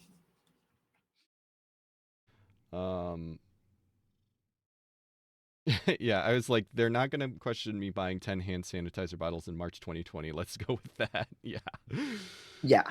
Yeah. A lot of times for a lot of settlements, they'll ask like, you can claim up to 10 or up to 20 whatevers, list where you bought them. If you want, you can make it all complicated. At this point, and I used to do that too, at this point I just put in, yeah, I bought 20 bags of dog food on this day at Target. Fuck off. Like, they don't give a shit. As long as it's a plausible retailer or whatever, like people do buy large amounts of products all the time. That's not going to fail the sniff test. But, Yep. But do whatever you're comfortable with. Do perjury your way. So if there's not, unless anybody has any questions about that stuff, we have a kind of a short little thing. We were going to talk more. We were hoping to get somebody to who was involved to talk about the story, but it didn't happen. So maybe that'll still happen eventually. But yeah, we wanted to talk about labor organizing stuff a little bit. Specifically because someone or a business close to you had done some union stuff, right? Yeah. So this past weekend, Berlin Nightclub, which is on Belmont, it's like one of the big queer nightclubs. They do a lot of kind of like more queer avant-garde kind of drag events and a lot of like just all kinds of different cool stuff. They were just striking last weekend, and I'll throw an article in the chat about that. All the drag performers, the security staff, the bartenders, everybody was striking outside of the club, and it's a really like high traffic area right by one of the highest traffic red line stops in like where Boys Town meets Wrigleyville. So it's just a great place to do a little picketing. And so they just completely shut it down last weekend. They're striking for wages increases, improved healthcare access for staff, and a couple of other kind of just labor protections for their workers. One of them, just to kind of put a specific point on it, is boosting security staff's wages. They're making $15 an hour right now, and they're demanding $25 an hour as the baseline. I mean, $15 an hour is like, you can't get people to work McDonald's for that right now. Like, it's nothing. And security, I have to imagine it's like you deal with some pretty fucking intense situations as a security person at like a queer fucking club. Like, come on. Yeah, a queer club 1 block away from Trader Todd's, which is like the straight like karaoke bar. You know what I mean? Like, Right. there's just shit that could go down. And, you know, I'm not like the biggest, I mean, a lot of security staff are cops and, you know, fuck them. But here at a place like this, like, there's a lot of queer people there. There's a lot of just intergenerational. There's like, it's just a really diverse mix of people that can kind of wander in off the street, and you do, you know, sometimes need to throw somebody out. So doing that kind of work, you need to get paid well. And the performers are on these really thin stages that connect between 2 pillars in the middle of the room. And we have, you know, drag performers, dancers, all kinds of people going through there. And they deserve to get some fucking healthcare for all that shit. Yeah. And so they started striking on their biggest night of the week, which is Friday, which is when they have Strapped, which is like their like woo sapphic, etc. Kind of party with drag and stuff. And they're already back into contract negotiations this week, which I think is part of why. And that's Irregular Girl, who's a local drag queen performer. She hosts Strapped and a bunch of other things. She's just a really cool person. She does drag events on the beach that are like free and open air, which is also really fucking cool. That is Definitely cool. check her out if you. Yeah, she's sick. And she did a drag recently that was like a Lady Gaga Joe Calderone moment, like when Lady Gaga did drag. So it was like the levels. There's layers to this shit, Your Honor. Oh, that's really good. Yeah. So it might be because they're back in negotiations this week. That's why no one got back to me about being on the show about this, or they're just busy. But yeah. So hopefully that's going well. I think that strike helped get them past a little bit of an impasse on that. So just really cool to see, because nightlife and service industry just needs more union representation in general. It's really hard to organize in those kind of worlds, and I think this is just a sign of how much things are changing. And one thing going off that, this is tangentially related, just because I don't usually follow Drag Race, but I was following Drag Race this season, and one of like a local drag queen who's a host of a bunch of events was on the show, and they, at the end of the show, they make them come back at the end of the season, and they were originally not going to pay them to all come back to California to film a whole other episode. Oh my and god, this so fucked up. And you know, Drag Race does this to performers all the time. And one of a local queen here, Nisha Lopez, was like, we need to all refuse to go if they're not going to pay us, and like really put her foot down and like organized all of that and convinced Drag Race to actually pay them for doing that. So I feel like, and she had a whole impassioned rant about that too, and just how there just needs to be less of a scarcity mentality for performers, where they just take whatever gig they can get, no matter how it pays, and just more of a sense of like solidarity and union organizing. And so absolutely, yeah. especially people like that, where it's like, if you can't even, like, you know, drag performers aren't, you know, they're not like George Clooney or whatever, but they're still like have huge fan bases, and it's like people like that aren't even fucking getting paid. Like, they don't even have the like clout to fucking move the needle on this shit. Yeah, that's a good point. And it's a lot of potential that they can harness. You know, once you go public about this stuff, when you're allowed to. I mean, Nisha Lopez might have been violating an NDA for all I fucking know. She's a little messy with it. And it takes somebody to be that way, because like they try to hide and non-disclosure agreement all this stuff out of the air. Yeah. And I think just a lot of performers in all the arts, right? Like music, whatever. It's like you have to fight so hard to ever get a career, and then you just cling on to whatever you get. And that's what makes you and everybody else so exploitable. So Yep. it's really cool to see performers like thinking more collectively rather than individualistically. So I hope that momentum keeps up. Yeah, I was reminded of, I don't even think I told you about this. There's this More Perfect Union on Twitter was talking about reality TV stars on Love Is Blind.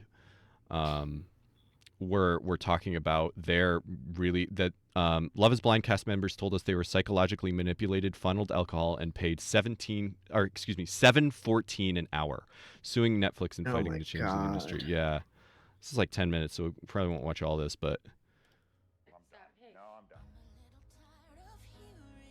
Yeah, this is where I was like, I'm done filming because I realized kind of what had happened. They didn't tell me she had a panic attack. They didn't tell me anything.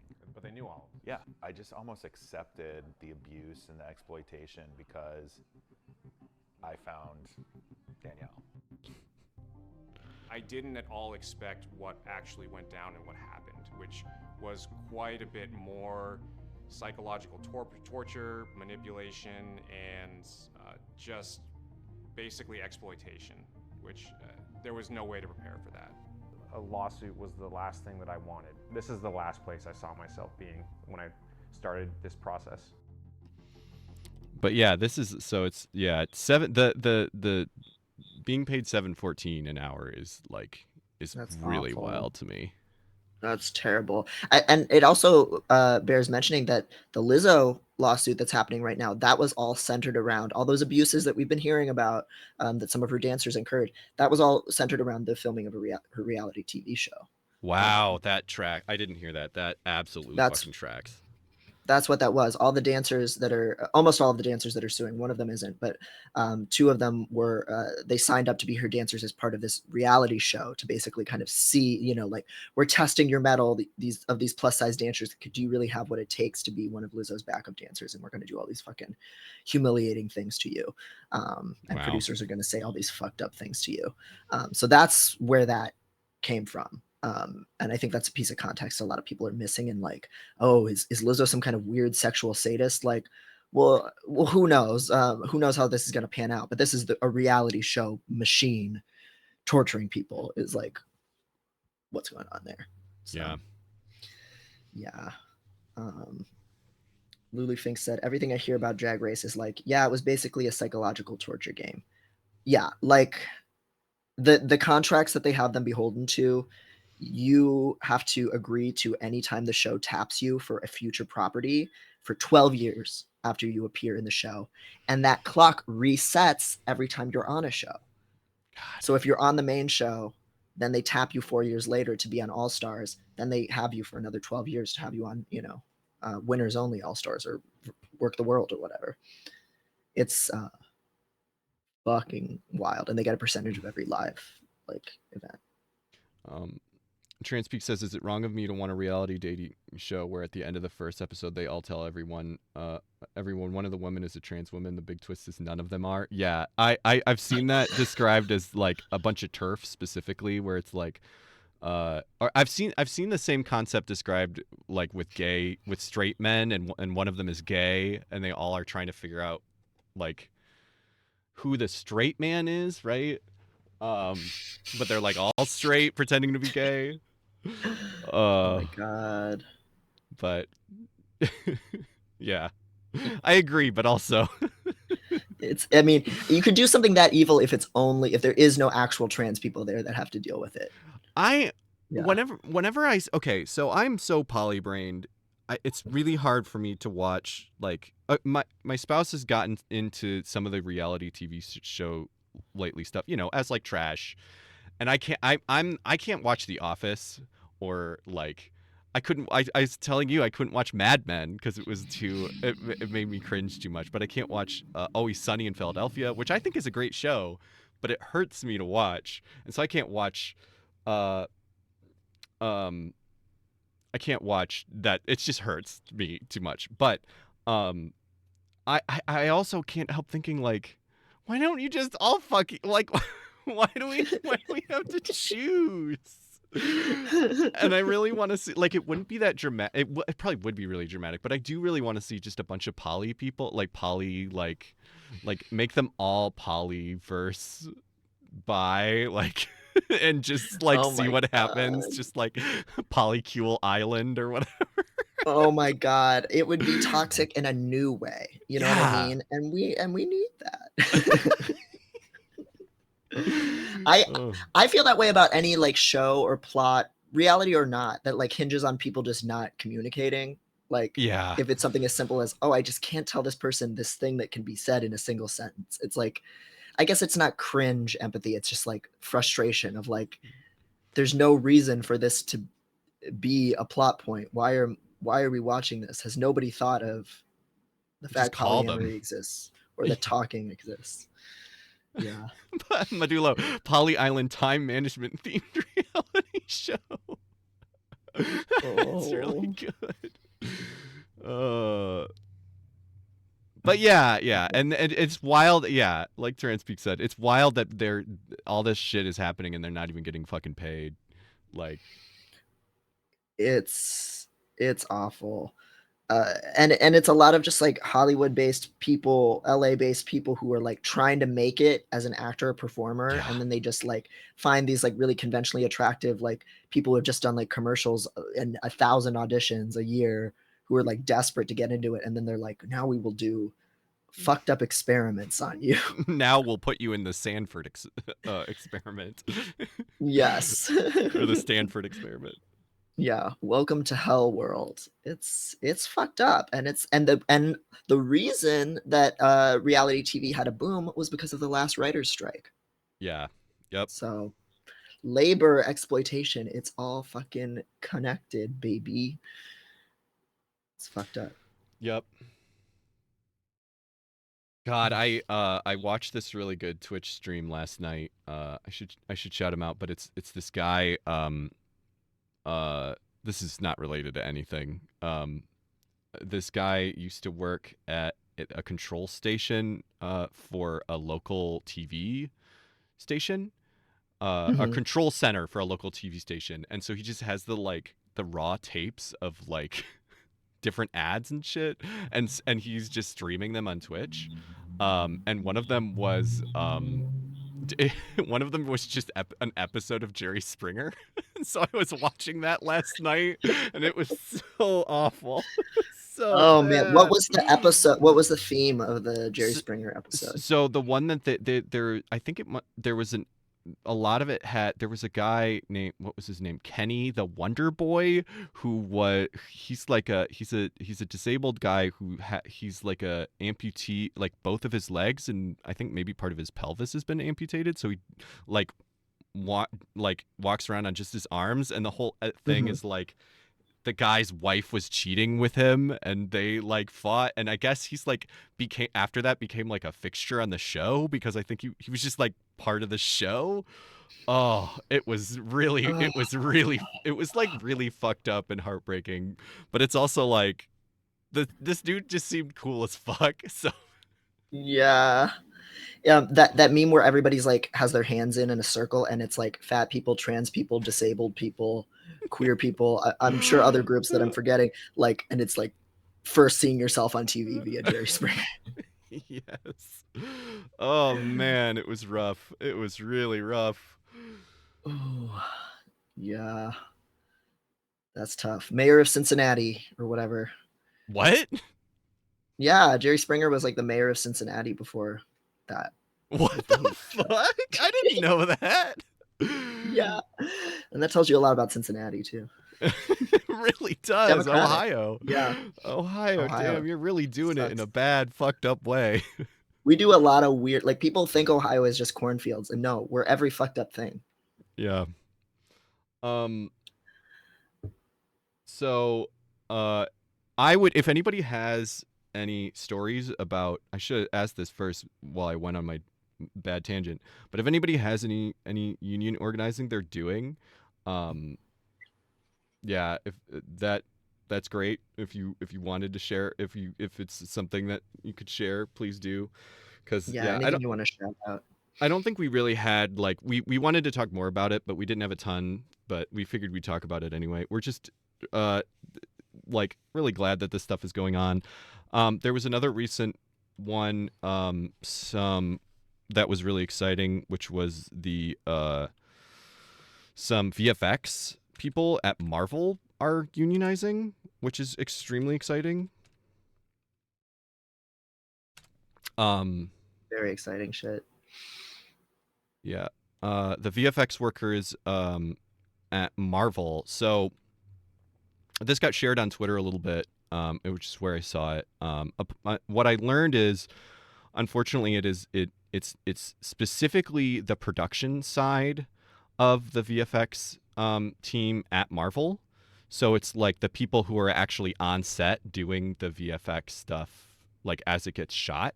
Which I'm glad that they're doing it, because I think this is I feel very like um strongly that the reason so much fucking movies look like shit now is because it's not because VFX is bad.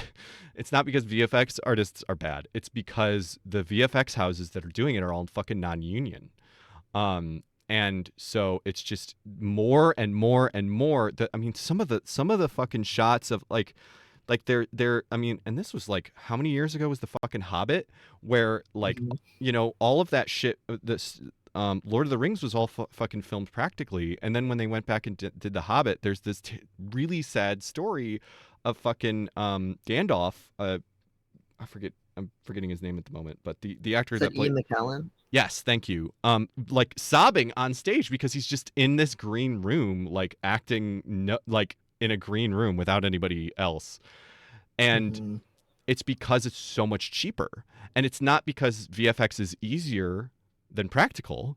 In some ways it might be, but it's because all of the fucking VFX houses are overseas and non-union, and so they can just fucking exploit the fuck out of people. And I also firmly believe that Hollywood directors don't understand VFX. They just are Mhm. like, well, film a green screen and then they'll figure it out. And Do that's how, magic. right. And that's why Cats sucks ass. Because, I mean, I fucking love Cats, but it's a masterpiece of horrible cinema.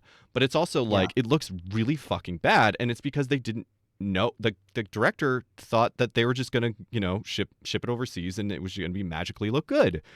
And that it's a huge reason why like, especially Marvel movies, but so many movies now just look like shit because it's just like, yeah, whatever. They'll figure it out. And then frequently they even Mhm. go out of business. I mean, I know that the Sonic movies, like there was that big thing with the Sonic movies where they looked like shit, and it's like, how did that happen? Oh yeah, it happened because the director was just like, yeah, make it work. And they weren't given Mhm. enough time and they weren't given enough resources, and so the end result looked like shit. And there was such a backlash, they went back and redid everything. And then guess what happened after that is that fucking VFX house closed because they were fucking Yeah.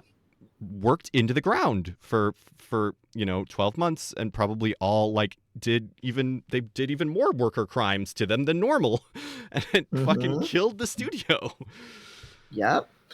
The cinematography is a skill. Like Right. directing, there's so many decisions that go into directing, and you have to know the technology you're working with, even if you're switching from digital to film or vice versa. So to not have an eye for what the VFX are going to look like and not to be directing for that is going to lead to a horrible looking film Right. where everything's muddy and there's no focus, and then it's also just stacked on top of absolutely horrible exploitation. Yep. Lulu Finks, I think, mentioned Spider Verse, and there has been a Yeah. lot of reports about them working on major crunch time. As beautiful as that movie is, it was built on abuse of those artists, um, Yep. and that's just something we have to sit with. Uh, Um, So but like we're saying, unionization is so much like it is an imperfect, but like this is our most powerful tool to fight against this stuff. So it was Yeah. really exciting to see that that some people in the VFX industry at least are starting to unionize, and so this is the like I said, this is the production side of the Marvel VFX team. And what this is an article from Vulture that's talking about this. What they were saying is that hopefully this will be sort of like a turning point where some of the actual, other VFX stuff will start to unionize. And it also talked a little bit about how a lot of the animation industry is starting to from the animation industry specifically.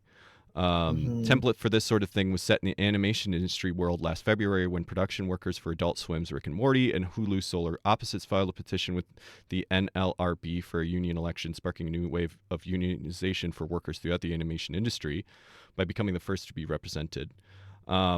Soon after, Los Angeles branch of the award-winning production house Titmouse joined, and then also ultimately compelled a coalition of production workers on the shows American Dad, Family Guy, and The Simpsons to also unionize. Yeah. And then the Animation Guild, just in general, this past week also just kind of pushed to. I'm not sure exactly what they did union-wise because I'm not seeing any formal announcement, but they're making a more concerted union drive push as well, more broadly. So that's good to see.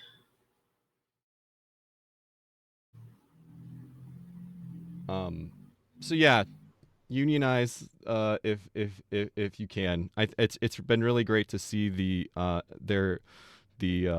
both the Writers Guild and the Actors Guild unionize, and it's just so great because they're just so these are the people you've seen in movies. Like these, like writers are one thing, but especially the actors, like these are your friends in the movies, in your TV, and they're and them pushing to and showing how little, all of these stories about people that have released these, like some of the biggest movies in cinema history, and they're like, oh yeah, I got here's my like $3 fucking check that I've gotten, residual check. And now none sometimes, where your show will be made and then just cut off of the app before it even gets to air. Right. So I have a friend of several years who they worked for Disney Animation for a while, and it was a completely exploitative internship where they were not given the training and support that they needed. They were basically working on helping build some of the tools that animators use. So they were on like kind of the coding, programming kind of side. And they were, just handed over all of these projects and not given good training or guidance on it, and then worked for 2 years. And then, when it came time to either hire them on permanently and pay them a real living wage, Disney just didn't do it. Yeah. Which they just, Disney is famous for its exploitative internships. Not a surprise. Most internships are. And now they're working for Shrek, which is supposedly a lot better. So apparently DreamWorks is like the place that's like a little bit more chill, but it's still obviously pretty punishing, I'm sure. Yeah. But not as like fucked up. And there were so many things that it's not just the base of like labor exploitation, which is important enough, but like there are so many things that like they were really actively involved in the like the queer employees of Disney kind of coalition, and they were really pushing for just better queer rep in their movies. And there was a whole thing going on basically in Encanto where a character was going to be explicitly queer and had a completely different character design at the end than what they actually ended up with. And it was just down to the wire that Disney made this decision of like, actually no, we're not going to do that, we're going to keep it safe and make this character still just very like fluffy and feminine and floral and all of this shit. And I bring this up because when you have a strong union, unions can help back up the concerns of your employee affinity groups and your marginalized employees and actually push for some of that stuff too. So there's just a lot of like positives that flow down from that kind of stuff. Yep. So yeah, I hope we see it. Yeah, join your union, push for a union if you can. It's all really good Yes. stuff.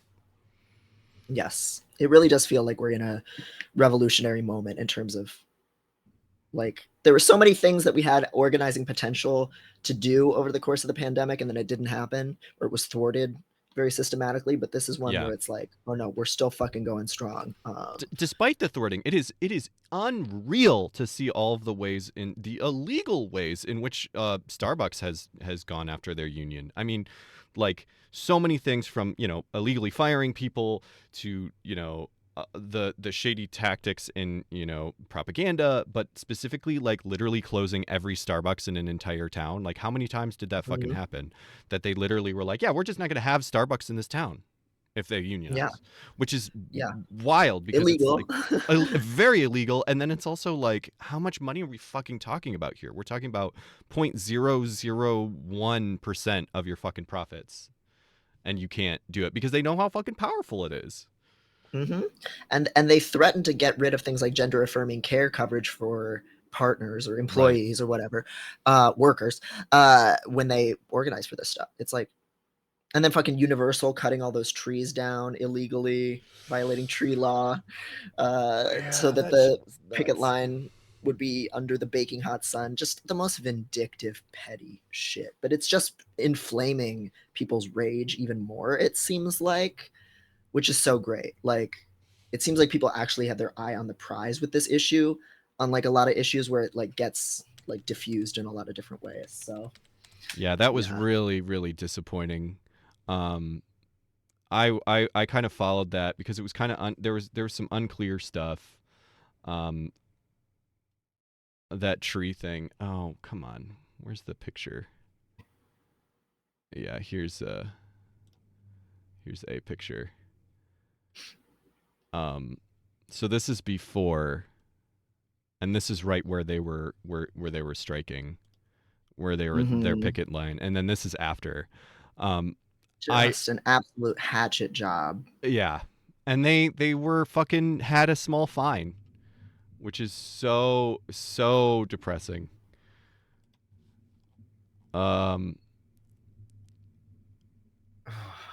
Yeah, that's just pay it. They paid, according to this the independent.co.uk, $250 penalty.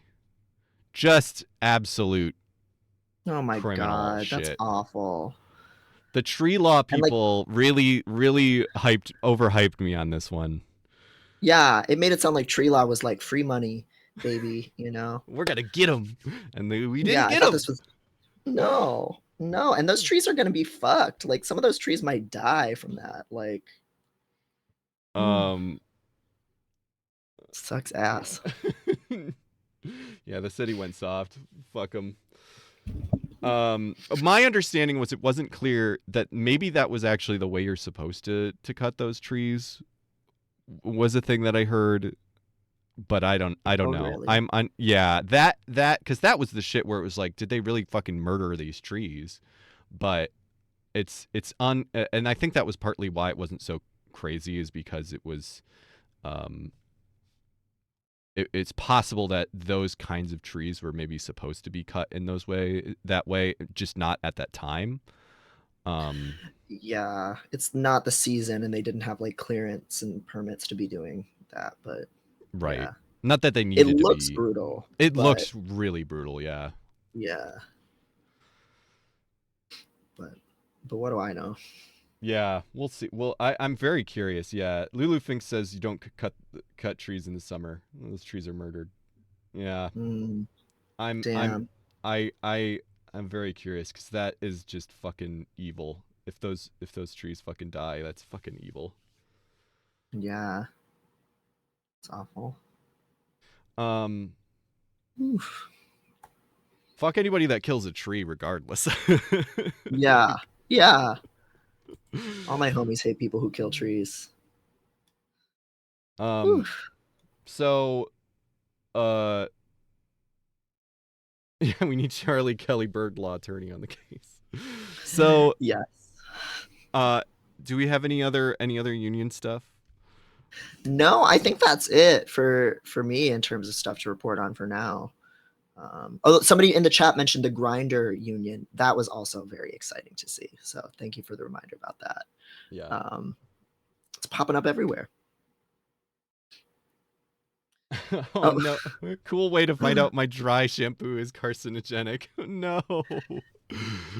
Oh. Yeah. Oh man. Yeah, like that's another interesting thing about just doing this stuff besides just the money is just finding out all the different fucked up things that companies lie about and things that are dangerous out in the world.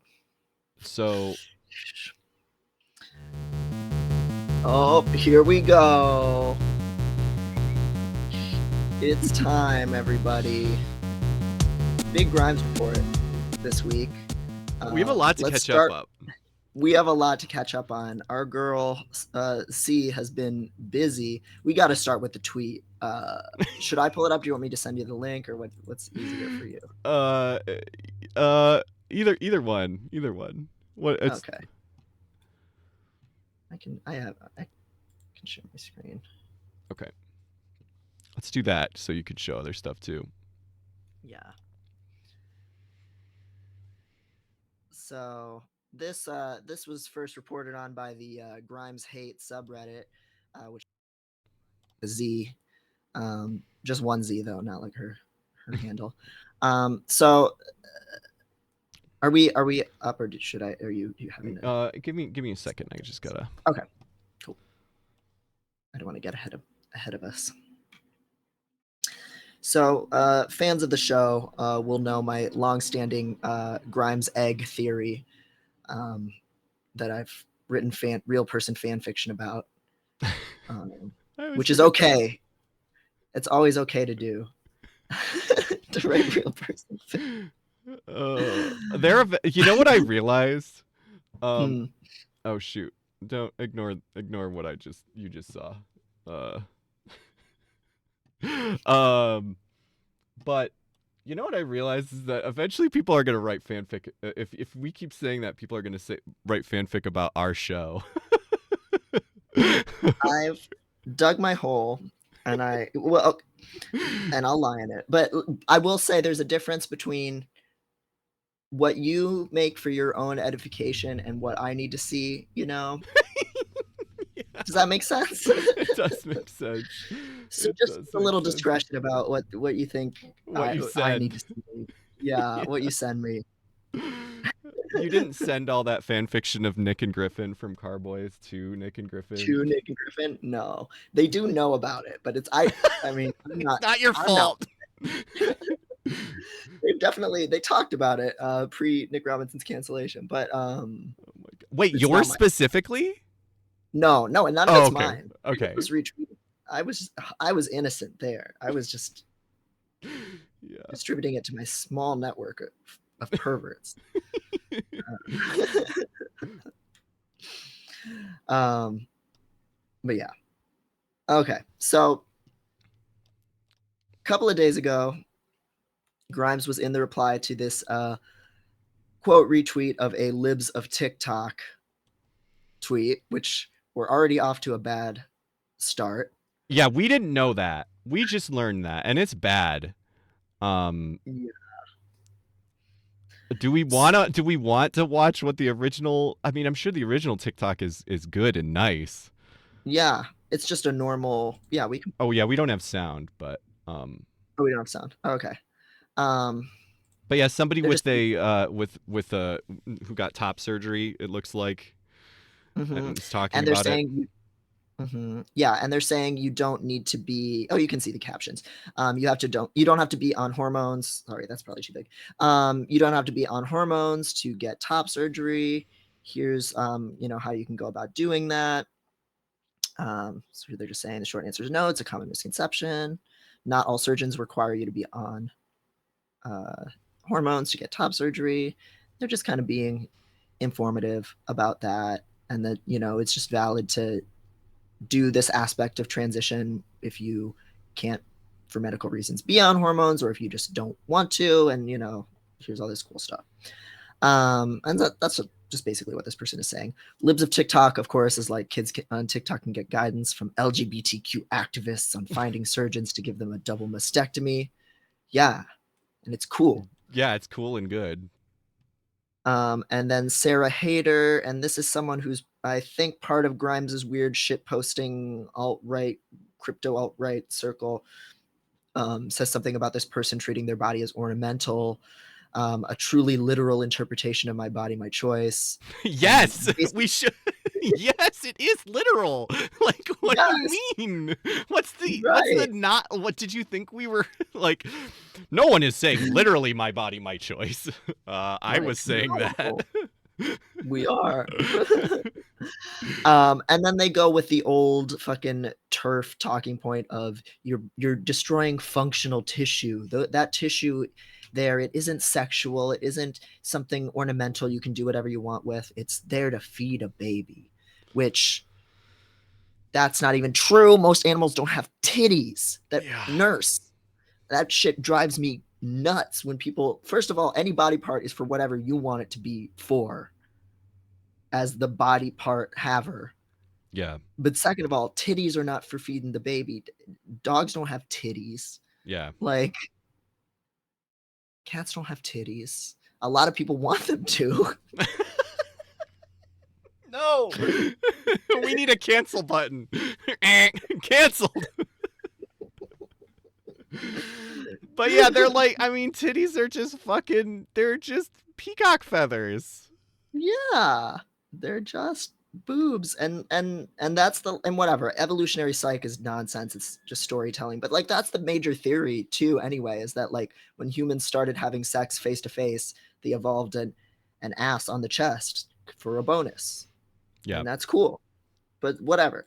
But also they're not for that either. They're not inherently sexual. They're just a body part. Whatever. So then Grimes comes in again. Oh, there's a context. Wow, I'm Yes, shocked we- that's still there. I know, that's new. So Grimes says, "This seems fine to me. Hormones are carcinogenic. I am quite worried what health fallout might be in the future. Breastfeeding is literally amazing, but it can be psychologically and physically damaging, and I think it's okay if people don't do it, assuming this person would want to have a baby, which they may not. This seems like one of the least invasive surgeries you can get. If boobs are desired later, that's still doable. I think finding other ways to transition that don't involve carcinogens and don't sterilize people are 100% great. I don't think surgery should be taken lightly, but I don't know. I think they are being thoughtful about their health rather than careless." Grimes. There's so much going on here. There's a lot Obviously. going on here, and we're gonna get more into it when we get into the Sharticle in a second here, because they really talk even more about it. But yeah, It's- hormones are carcinogenic.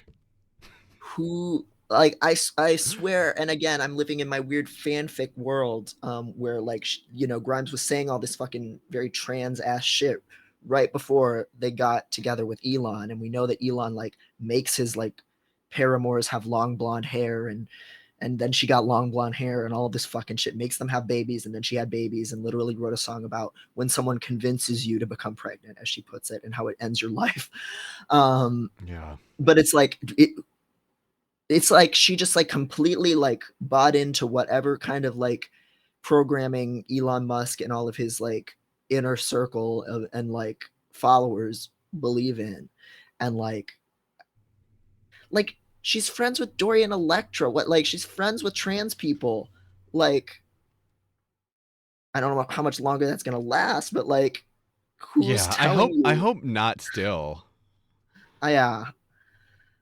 I mean, yeah, she lives in like some house in Texas out where SpaceX is. So I don't know if she really hangs out with anybody anymore, other than like these alt-right people that she like interacts with a lot on Twitter these days. But Yeah. it's like, who the fuck told you that hormones are carcinogenic? I haven't even like, even from TERFs, that's a new one for me. Like, is that like their new talking point? Like, what the fuck? Yeah. How okay, so yeah, how did she date Chelsea Manning? Like, how did that? Do you know anything about? So that only lasted a couple months, right? But like, Yes. do you know? Do we? Is it no? Is anything about that known?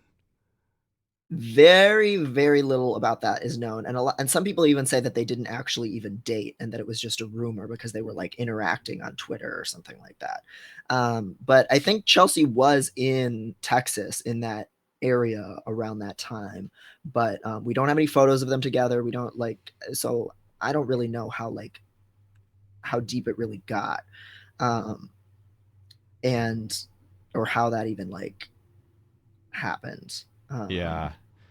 Because I think a lot But of people, and I think the thing that I learned in doing some reading was like, I I thought that it was like, I don't know, I thought that she really like kind of got out of the, I don't know, like broke up with Elon and still was dumb, but like kind of had some understanding. But it's so clear that she, I don't know, it doesn't seem like she's still like obsessed with him. It's fucking weird. yes, It's she fucking. simps for him hard. Like it's like it's this constant back and forth between him and one of his coworkers that he got pregnant, Siobhan. I can't remember her last name, but he's gotten her pregnant like twice since Grimes' first baby, and then the second baby was like kind of sandwiched in between then. Like, and the two of I them will didn't know go that. go like, yeah. And like they'll both like weirdly like not be subtweeting each other, but they'll both be like trying to get his attention at the same time. Like they'll both be tweeting like, and Siobhan, she'll tweet really weird stuff where it's like, you know how Elon like tries to seem like a meme lord and a gamer when he actually isn't even those things. Like she'll just be things like, I saw if you could this. have a I saw this tweet from him where somebody was like, "Have you seen Evangelion?" And he just responded, "Nerve," yeah, like from the show. It's like, what? that's not a thing people say. You just Yeah, said a exactly. thing that was in the show. Like he couldn't come up Yeah. with a thing to say about the show. He was just like, "Yes, this is the thing in the show." It's like he looked up the Wikipedia article and fucking copied and pasted a thing from it to be like, "Yes, I know the show." It's like, come Yes. on. Oh my Oh, god. And we all know his like famously terrible like Soulsborne build yeah, yeah. that makes no sense, where he had like two shields equipped at the same time. Yep. So like it's a very like so he does that kind of shit. But then like Siobhan, especially because she's just like not a nerd, like she's just like a SpaceX employee or whatever, and like more like admin or like, you know, higher up level um side, she'll just tweet things like, if you could have a save point at any point in your life, where would you have saved? Like, where would you reboot your Fucking your Elon bait. playthrough of your life? Yeah. Yeah. And then like it like often coincides, and the Grimes hate subreddit that follows this stuff, like, and Grimes will like tweet some weird shit that's like designed to like get a like from him. And he doesn't even like either of their tweets anymore. And so it's like really sad. And pathetic. Oh, it's so sad. Yeah, Lulu thinks Yeah. says feel like it does feel like an abuse thing. It does literally feel like she realized he was abusive and got out, and then but then like hasn't like realized enough. Mm-hmm. And so she's Slid like, back into it. yeah, it's so fucking sad. So I read there was a she was on the fucking cover of Wired. Mm-hmm. And there was a fucking Wired article. And Yes, I ladies and have that gentlemen, too. ladies and gentlemen, and non-binary friends, we got a sharticle. Oh my god! Hold on. I didn't see it because I was screen sharing. Can you do it again? Oh my god! Yay! Sharticle! Oh, that sound is perfect. It's really gross. It's not too vulgar, but it sounds like Shrek coming out of the swamp. Yeah, it's actually like I actually found it via like, oh, I forget what it is. It's like sound effects wiki or something. Mm. And it's like a really common one. Like there was like some like references to like, oh yeah, this was on SpongeBob in this particular place. Um it was yeah. It's very fun. It doesn't look as good as I want it to. Someday when we're making, if enough of you subscribe, I want to like get like commission somebody to do a really good one. But it was very fun to make. Yes. Oh my god, I love it. I love that it looks, that it's kind of like hard to read and It- muddy. It's like nasty. It's it nasty does- with it. Oh yeah, and the thing that I do love is that it does. If you watch it, it does the drips drip as it's on screen. That's great. Oh my god. Ugh. Oh my god, somebody buy Maddie a subscription to this fucking channel so she can use emojis. Look how hard she works on her own channel.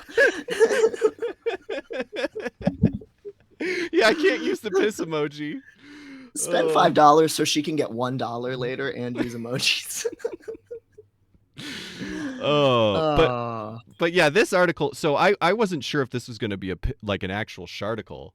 Thank you. Because I was like, oh well, maybe she's saying some stupid shit, but the article is like fine. But it is so. Did you read this, Devin? I haven't read all of it. I just saw like I saw the Q&A. I haven't read the like intro part, but I read Oh, the yeah. Q&A. Yeah, that's most of it. It's just so like credulous. Like this is the epitome of just credulous journalism, where it's just like taking her completely at face value, not saying anything, like not bringing anything to the table, to kind of like Oh, thank you, Medulla Zero. Thank you so much. You're so 3 kind. months even. Thank you so much. I'm so excited. To be able to use the piss emoji. How do I? Yes. I can use piss emoji now. Look at that. Oh my god, she can piss. She can piss. And thank you everybody who we don't use this enough, but thank you so much everybody who's subscribed. Oh, we got a show dump truck reward. Yeah, go show jump truck. Okay. Thank you to all of our subscribers. You guys are so fucking cool, and yeah. Thank you everybody for supporting this show. It's so fucking fun. I like these little chill streams where we didn't have a ton specific to talk about, because we're like, with that union stuff, we were like, well, we don't have a lot to talk about, but I knew you guys would make it cool, so. Here he is, Mr. Personality. I know Transpeak said that he was larger than you thought. He's actually very small chinchilla. He's very low breeding quality, as they say. Same. They're supposed to have much bigger asses than this. He's kind of greasy right now too. Don't judge me. He did learn to self-snuck recently. Yes. Yeah, just this past year. He's going to be 8 in October, and he only just now learned to self-snuck. Oh, what a good boy. What a wonderful freak. You're our freak of the week, dump truck.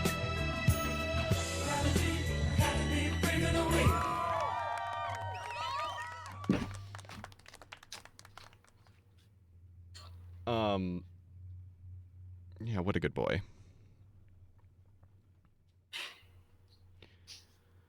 Okay. So yeah. Imagine reaching middle age before learning how to self-suck. He's gonna live a very long time, okay? He's gonna live to be 25, like one chinchilla that I saw on YouTube. Yep. Oh. But yeah, this fucking article, and Lulu Finks I think mentioned like, oh, and it even mentions Elon in the title. Like, Yeah. her whole life has become defined by this person, and she's lost so many fans because of this person. So that also feeds into the like abuse brain or whatever, cognitive dissonance brain. Yeah. There's so many people that are just like foaming at the mouth for Elon. I kind of like, I mean, I don't, but there is I can understand how that kind of obsession can feed into like, if you're already so self-obsessed the way that Elon Musk is, like when you have that many people fucking treating you like a genius, like how it can make that shit so much worse. Like, Yeah. He's got Um, evil autism. Yeah. Um. Where is the The woke one. Well, that, but there was even like this. Yeah, so it was so sad. I was so sad because the author goes, "Well, I do want to ask." Okay, so she says, "I've got NDAs. It's hard to talk about things very explicitly without saying things about other people's lives who are very private." So, author, well, I do want to ask about Elon. And she says, "You get one Elon question." And he says, "We'll see." That At least he did that. That sucks ass. And it just so shows like who this guy is. Because he's just so like, yeah. So there's a lot to talk about in here. So first she talks about AI. She talks about basically she's like letting people do like AI generated stuff with her, Mm-hmm. which I think is good. I think like if like there's a lot of stuff about AI and there's a lot of weird stuff, but it's like this is the way to do it. As like if you are going to talk the talk about it, like you have to let other people use it however they want. Right. And use your stuff, and so it's like that at least is fine. Mm-hmm. And a lot of it's better than the shit she's put out for years, I have to say. Yeah, which is another weird thing because like you were saying, the NDA stuff that I've heard you talk about is that maybe she didn't make any of her fucking music. Is the rumors? Well, her ex-girlfriend now says, who people theorized had done a lot of the work, has come out and said, "I hate Claire more than anyone on the planet, but she made all of her music. I just Oh did wow. all of the I just did all of the emotional labor of booking interviews, emailing. I managed her email, I managed her house and her life, and she's a trans woman, and it's that thing of like she took on all of the feminized labor for running Grimes the brand and the household for this person. Wow.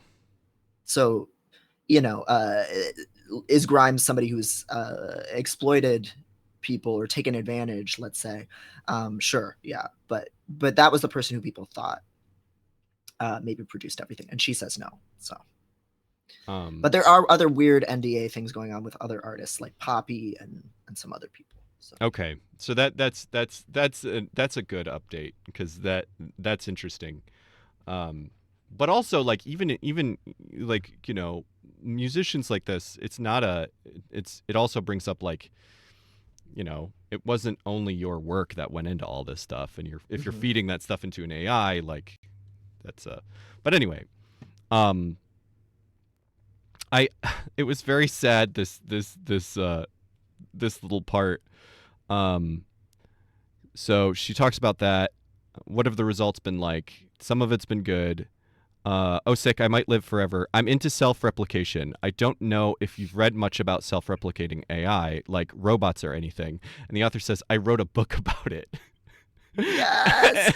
She always does this. She's so condescending. Like, so that's so good. And then she says, I'd love to read it. I just started researching this in earnest a couple days ago. She is such a grifter piece of shit. Like, and this is why her and Elon are perfect for each other. So Yeah. she's stuck with him. She just decided to appoint herself ambassador of AI, knowing nothing about it, and she gets to meet with all these tech companies because she's Elon's waifu. Yeah. Ex-waifu. Lulu Feng says, I want to be software unlistenably bad. That reminds me, we were going to listen to that because I haven't actually heard it. I saw, let's pull it up. I saw everybody dunking on it, but it was mostly like when I was in bed or something, and so I didn't actually listen to it. So I hate it, and I liked some of her newer stuff that people found cringe, but this one is just like Player of Games I liked, even if the lyrics are goofy, but this one's just whack as fuck.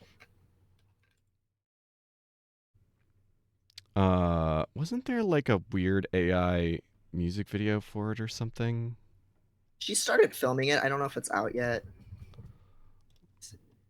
Let's see if I can find the Twitter post. because that was what I saw everybody dunking on. Yeah, that might just be a clip.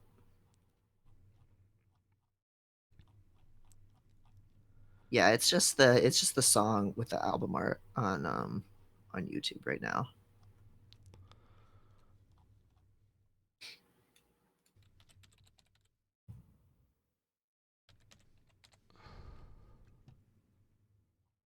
Yeah, I can't find that clip. It was fine. It wasn't that bad. It wasn't good, but it wasn't bad enough for me to spend the time. So, sorry, later VOD watchers. I'm gonna change this so that the audio doesn't get recorded into the VOD, so that we can watch this So we without don't getting get muted. a takedown. Hell yeah.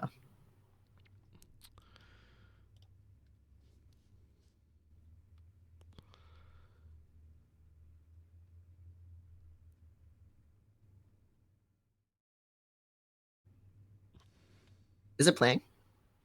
Oh yeah, can you not hear it? Sorry. No.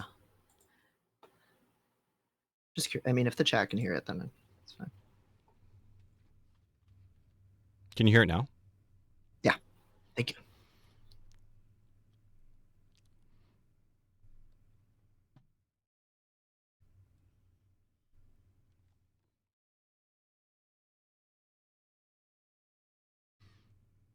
Oh, they still can't hear it in the chat, I don't think. Oh really? Oh weird. Yes.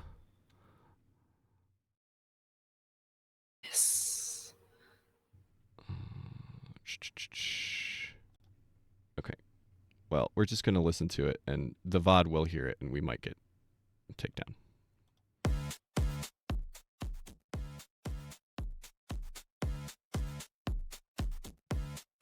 It's just so jankily made. Like there's some interesting like synths in it.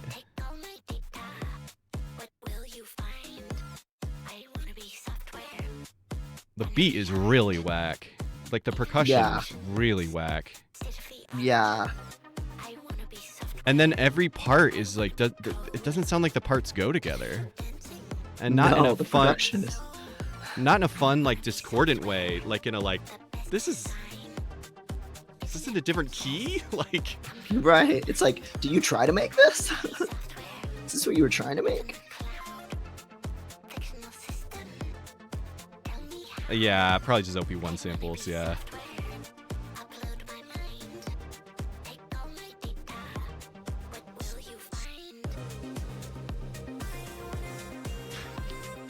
Yeah, this part is the one that's been on Twitter.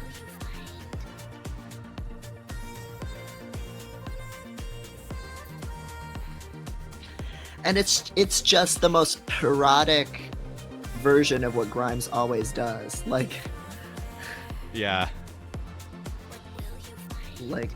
e-girl tech shit.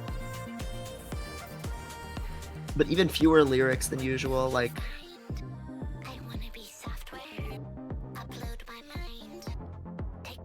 and it's literally just like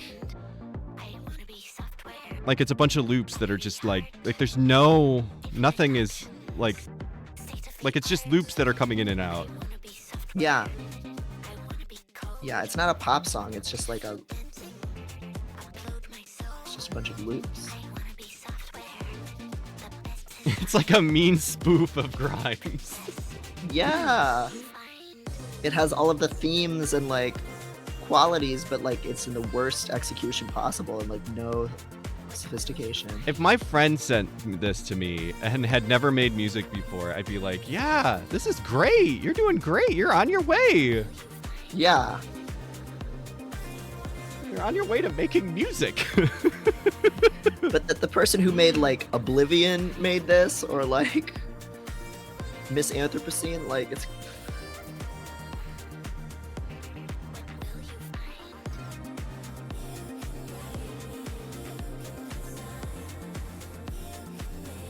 Yeah. So that's that. Yeah. Oh man. Oh. So that yeah, she's falling off. So I was trying to. So there's a bunch of shit in here. There's a bunch of stuff about, uh, AI, and it's just very like. It feels like one of those Twitter people that are like, yeah, AI and NFTs, and it's just it's saying nothing. It's Hmm. so nothing. And this guy, it's so sad that the way that this guy is clearly that same kind of guy. In the intro, uh, where's let me Yeah, in the intro, the author says, and there was a lot to communicate. Frankly, I was wondering whether C and I would get along. I'm a baby boomer who mainlined Dylan, and she's a 35-year-old laptop-oriented songcrafter, polarizing social media icon, and a wary celebrity who sometimes shines in the glare of her partner's outside fame. Blah blah blah blah. When I told my millennial son that I was interviewing her, he questioned her relevance and why, of all people, was I doing the interview? And that is such a fucking good question. Why the fuck is this guy who doesn't seem to know anything about her place in the music industry? I mean, I guess he knows some about AI, but like, it doesn't seem like it because he's not fucking pushing back on her just like super surface level stuff. Yeah. Like he It, seems like he should be set up to be an interviewer then, like even if he has some of the relevant skills, he doesn't know how to about that topic. Like he doesn't know how to interview about it. right. Yeah, it's just so he doesn't push at all, which is so crazy that this is a fucking this was on the cover of their of Wired's fucking like an issue of Wired, which is crazy to me. Um so um so yeah, the really wild stuff. So they get talking about Elon, they get talking about um there's so much weird shit in here. It's fascinating that Elon is taking your 3-year-old son, who you call X, to business meetings and other activities. There's a weird kind of protege thing going on, right? I'm here for that. X knows a lot about rockets. It's crazy. He knows more about rockets than me. And then Well, that's not saying much, honey. He's a rocket scientist. We had to stop giving him toys because if they're not anatomically correct, he gets upset. He's a little engineer for sure, but his obsession with space is bordering on, is this healthy? When X saw Starship blow up and he had like a 3-day PTSD meltdown, every hour he was waking up and going, Starship, and I had to rub his back. They're fucking this kid up so hard. And Lulu thinks she said autism coded. He did get diagnosed. She's tweeted about that. So, but it's just like I mean, this is not just like that he happened to have this special interest. Like this is like right.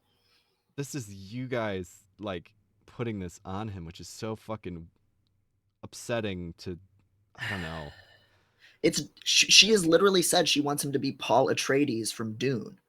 Like she thinks of herself as Lady Jessica and she thinks of him as Paul Atreides, which that's not good because he definitely becomes like a space fascist. So somebody missed something there, but like yeah.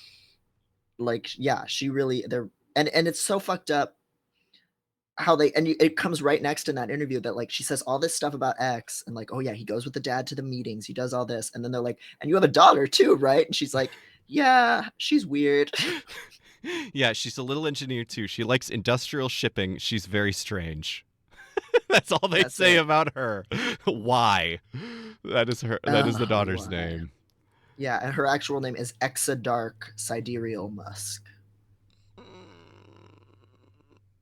Because I know that. So X and Exa, or Y for short. And she has, in the Vanity Fair interview, when she was talking about the Lady Jessica Dune shit, she was like, Elon will train the boy, I'll train the girl. That's what she literally said. Train. Like she's a Bene Gesserit. Yeah, that shit was supposed to be fucked up. Like, yeah. It's not good. I've always said Elon Musk is literally, and it's so weird how she's the same way, where he just read all of the sci-fi and just was like, and saw what the antagonists were doing and was like, oh, that's a great idea. You know, he's the definition of that tweet that's like, I wrote this book. Do not invent the torment nexus. Tech VC guys. Great news. We've invented the torment nexus. Like that's Tim. Point of the book going over his head, him, cool torment nexus. Yeah. Yeah. Can we look at the part of the interview where like she's explaining how Elon totally isn't like a bad person, he's just anti-woke, and then the interviewer asks her what does woke mean, and she's like, I don't know. Yeah. So that was definitely the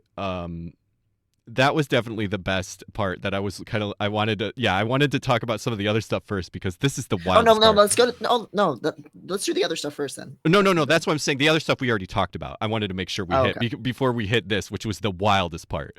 I'm just gonna read this whole thing because it's fucking wild. You mentioned Twitter. Did you call out to Elon that you were disturbed by some of his tweets? I don't want to talk about this too much, but take the trans thing. After that, we had a big, long conversation. I was like, I want to dissect why you're so stressed about this. Getting to the heart of what Elon says helps me to get to the heart of what other people's issues are because it's this Uber guy situation, which, like, a lot of people have talked about this whole quote. That is fucking crazy thing. That is wild that she just says this, that she's just like, yeah, he's the supreme, the white supreme of the white supremacy, is to me what she's saying. And it comes down to pretty much every way that you can transition cause fertility issues. I was like, okay, you don't hate trans people, you hate woke culture. I get that it can be annoying and you have concerns about the fertility thing. So let's figure it out because there's a lot of fertility tech that could be innovated that would help trans people have kids, which would be great and would solve a lot of problems. He's just on Twitter and he's unhappy with woke people and arguments happened. So the fertility issues thing is a white supremacist thing. This is long-termism, which is tech billionaire white supremacy. It is basically they saw Idiocracy and thought it was real, but are a lot more comfortable with saying the racist part of that. Mm-hmm. It's eugenics. When she says fertility issues, she's talking about white people. Like that's what Elon is talking about. Yeah. And when she talks about worrying about fertility issues for trans people, she's talking about white people. She's saying, oh, these white women are going to do surgery, take carcinogenic hormones or whatever, and then they're not going to be able to have babies, and then we're going to have less white babies. It's all this very eugenicist idea of like, well, yeah, he thinks, the population is dropping off way too quickly. And a lot of people in power like to think that because they do want a really cheap, easily exploited labor force. So, they want to have forced birth and people not being able to get abortions and all that kind of stuff. But yeah, it is also specifically this idea of like the smartest people need to reproduce and the wealthy people and the titans of industry. And it's totally not, for any reason other than merit that a bunch of like white people from generational wealth are at those upper echelons of power, and they just need to reproduce themselves. And that's why he has such a fetish for like getting as many people pregnant as humanly possible. He's like, and he pushes it on employees. He encourages it at the companies he runs. Like that's his ideology. Yeah. If you talk about here, people talk about the mission. That's what they're talking about. Mm-hmm. And they're basically like, yeah, we need to get all of the smartest people to have more babies so that we can save humanity from the climate apocalypse. But their solution isn't to stop the climate apocalypse. They're like, no, that's good because then all of the undesirables will die and we'll, and us billionaires who clearly got there from merit will survive and kill off all of the undesirables. Mm-hmm. Yeah. The mission is about some of humanity getting to space and benefiting from sustainable energy and all of these things. It's not about improving life for humans who already exist. It's about these theoretical, high value humans who are going to invent these solutions and get to reap the benefits of them. Yep. So it's him and his kids. Yeah. Yeah, and he unfortunately, God, I wish he would have asked her, what does woke mean? But he does ask her, aren't you a woke person? Which really gets to the, no one asks that if he would not ask that if he considered himself woke. Like it really Right. shows who this fucking guy is. Yeah. And then she says, probably not. I don't know what the term means. Which is like, He's what? annoyed by all these woke people on Twitter. I don't know what woke is. I can't explain it to you. The fact that I don't know who they are. unforced error was not even asked to define woke is like, well, I don't know what it means. The more people you can convince that this dichotomy is silly, that an out-of-date fight, the better. And an out-of-date fight, the better. The root cause of this is people not resolving mental health stuff the right way and not educating people on screen time where they get hooked on dopamine spikes. And then she goes into a whole thing about dopamine spikes, which I really want to hear you talk about. Not that I think it's going to be anything different, but They're my usual Right. rant, but yeah. But it's wild because it's like saying that, like, it's not people on the left that are creating this dichotomy of woke versus anti-woke. Like, it's so wild that she would say, like, it's great because it really is just like the same basis that all of these right-wing people are operating on, but she's not smart enough to like cloak that shit. Like, Right. yeah, the dichotomy is silly. And anytime somebody talks about like the problem politically being polarization, you know immediately that they like believe in like some weird idea of civility more than Right. anything else. Because if somebody's arguing for genocide of a group and another group is really mad about that, that's polarization. Like the extremity of one side's like demands is such that you have to be polarized. Like there isn't a middle ground. There is no sensible way to approach that. So the problem is not the polarization, it's the extremity. It's the fact that there are people on one side arguing for those things. But like, Yeah. but yeah, I guess what she's making this argument is like people were, you know, they need to touch grass, which is not something she could ever throw stones about. And they're online too much because they have untreated mental health issues. Which again is something she also can't throw stones about. And like by her own open omission, you know, she's very open about all this stuff. They're like, oh, I have all these random panic attacks and I'm not doing well and I can't figure out why. Sounds exactly. And I went off my meds. This is exactly like somebody I know in an abusive relationship that like, yeah. I don't understand why when, you know, he says something to me, I stop feeling and get dissociated. I don't get it. Yeah, it's just the biggest like justification cope cognitive dissonance in the world. It's fucking, and dopamine doesn't work that way. Yeah, so let's talk about that. So she says a video game lover about the dopamine spike. Social media is going to spike your dopamine way more than a video game, and always in a negative way. Video games are still adventure. They're artistic, creative, and truly social. They're fulfilling some ancient thing that people need. Social media is optimized to spike your adrenals with monkey fear. It's like, oh no, am I going to get kicked out of the tribe? So yeah, just...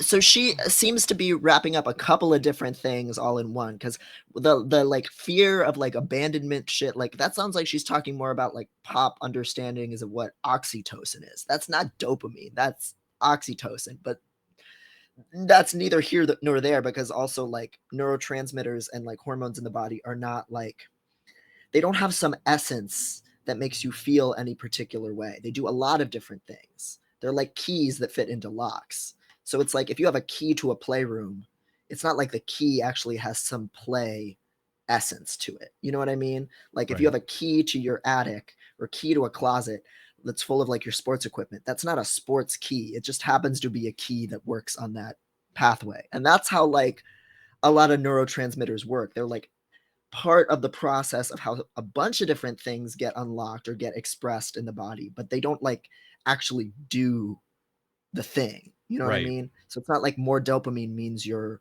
like more experiencing more pleasure. Dopamine is involved in like search and especially like surprise and anticipation. And it's also involved in things like motor development, which is why, you know, Parkinson's is what happens when you don't have enough dopamine. Not going on Twitter. Parkinson's is what happens. And sure, the search and surprise and like the reward of like looking for something unanticipated and then finding it and figuring it out, like, sure, that's implicated in video games, and that's part of why video games are rewarding and fun. Like, that's legitimate. But social media isn't the evil dopamine outlet Right. that just most people's argument when they say that is that it floods you with too much dopamine and it's like numbs you so that you can't experience pleasure anymore. And then I think her argument then would be like video games, they make you work for the pleasure or the reward. That's not how it works. Like dopamine is implicated in the act of the search itself. It finds the search rewarding. Humans are not addicted to pleasure. We like challenges and games. Right. Like it's not, we don't have to worry about people getting too much pleasure. That's really just not like why anything bad in life happens, is people having too much pleasure. And yeah, Lulu thinks this implies that every post I read brings me pleasure. And that's, I think, a really fucked up myth that we have now about social media, that it's too much pleasure. It's not. It's a ton of information. It's a ton of stress. People don't like it because it's too much to process. And it's a lot of it is really negative and alarmist. That's not pleasurable. Like, we're not enjoying this. And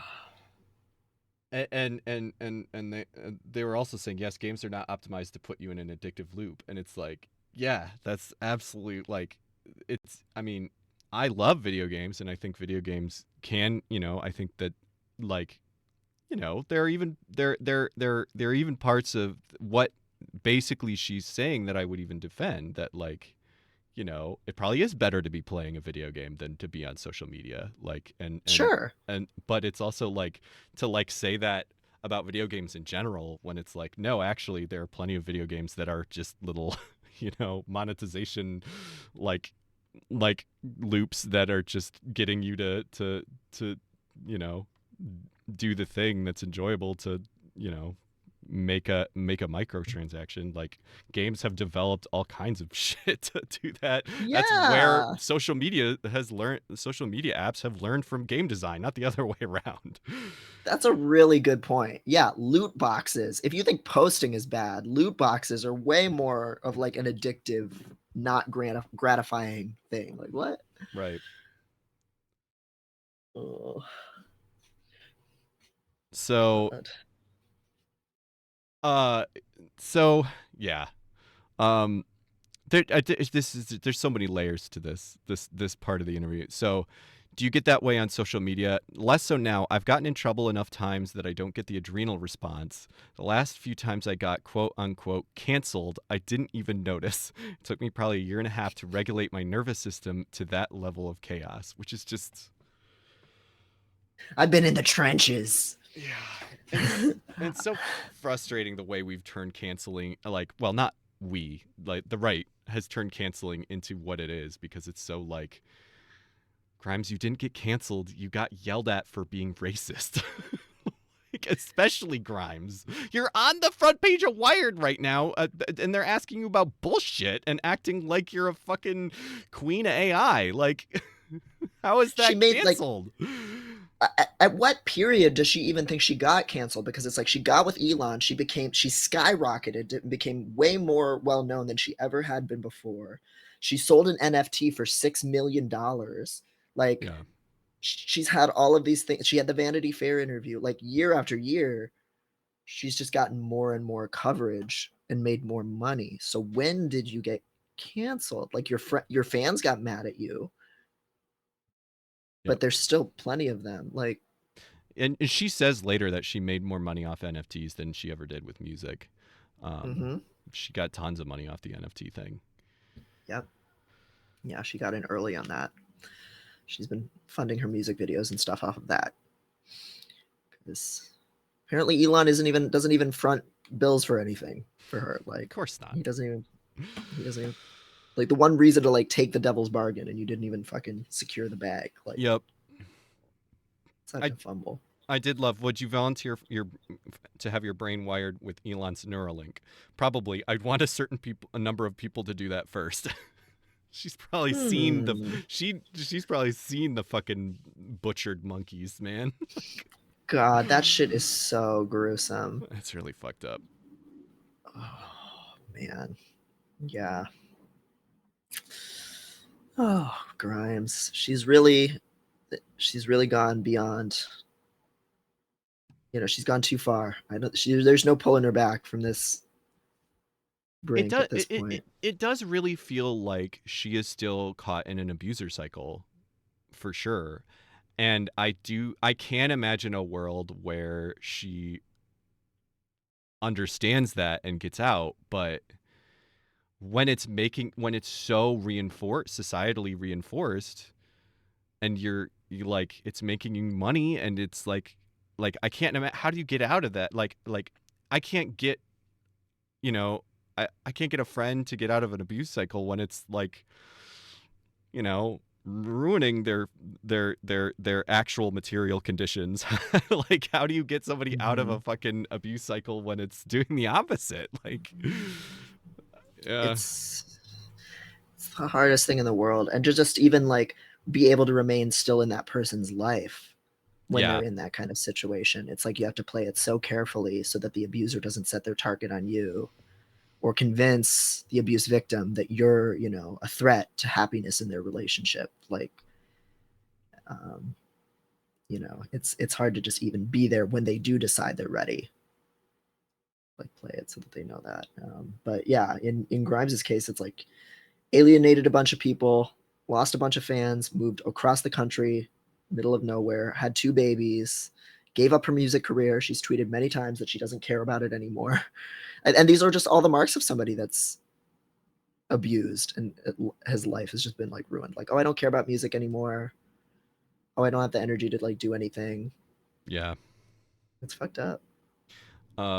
Just to cap this stuff, just this is a little old now. Oh, yes. For me, like, wake up in the morning, daily motivation, smash the patriarchy.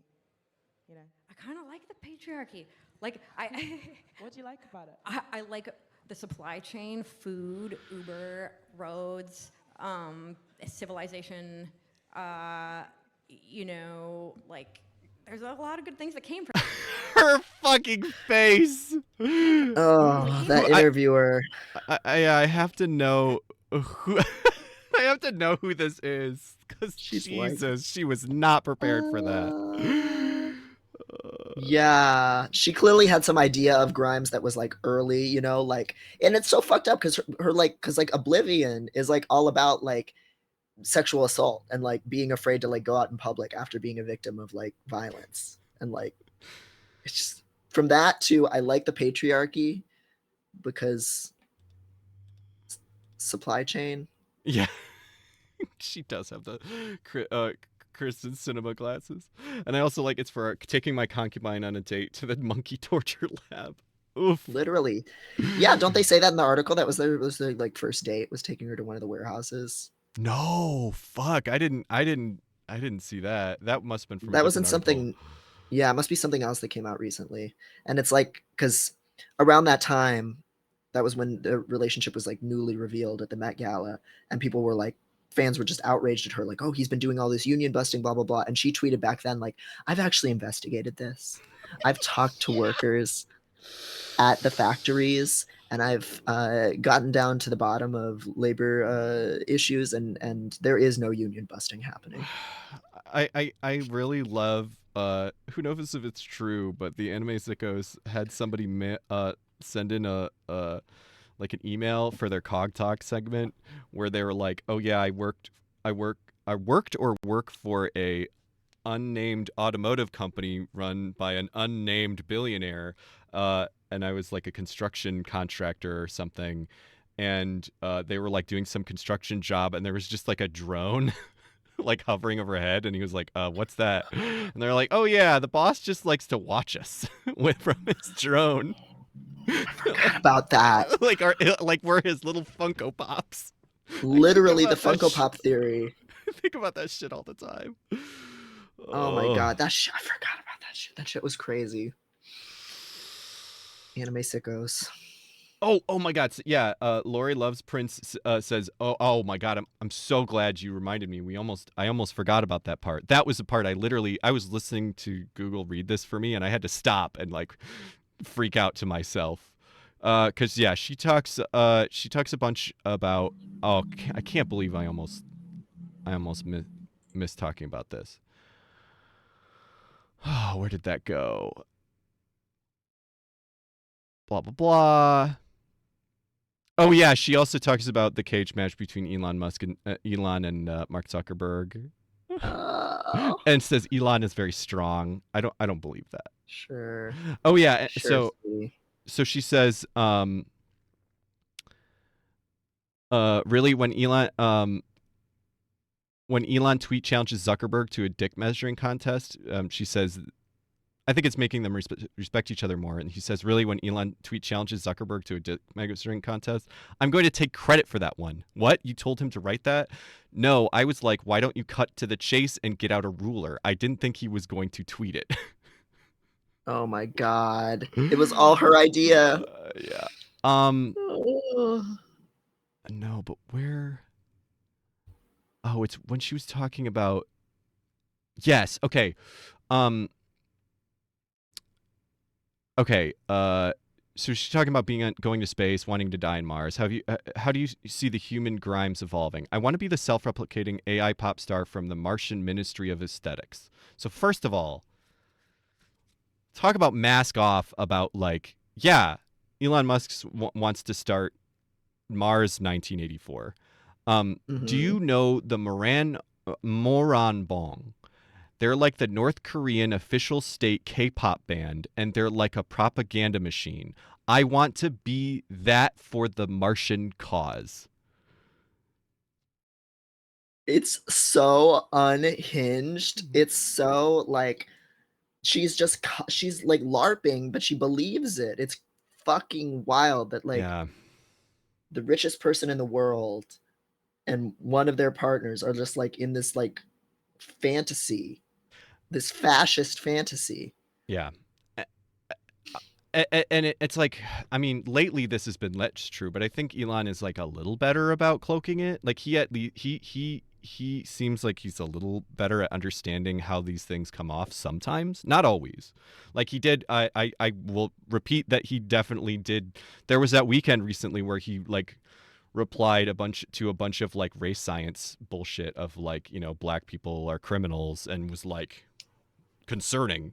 You know, he's been mask off white supremacist, but like the fascism specifically of like, this is the way Elon Musk thinks, and this is what he has, like, you know, I don't want to say brainwashing because that takes like the onus off of her.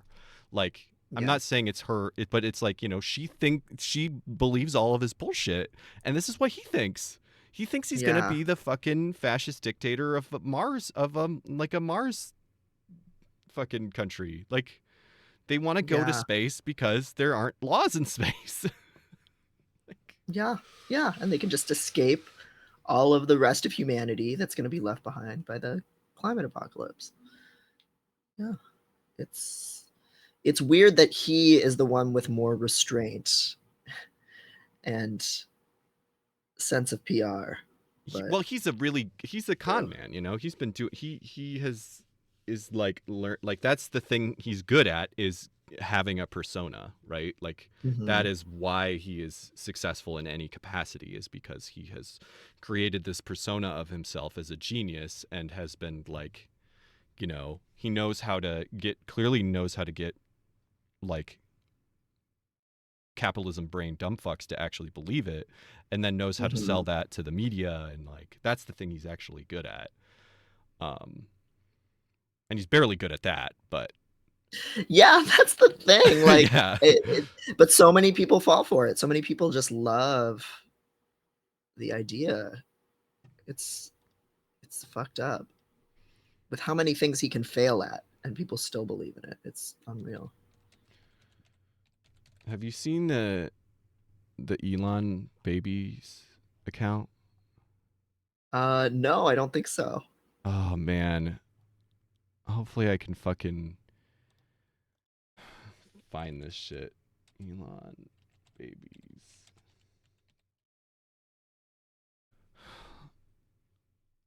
Yep, here we go.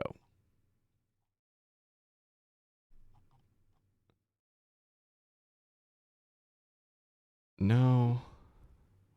That's not right. There's this fucking account that this is just the one picture.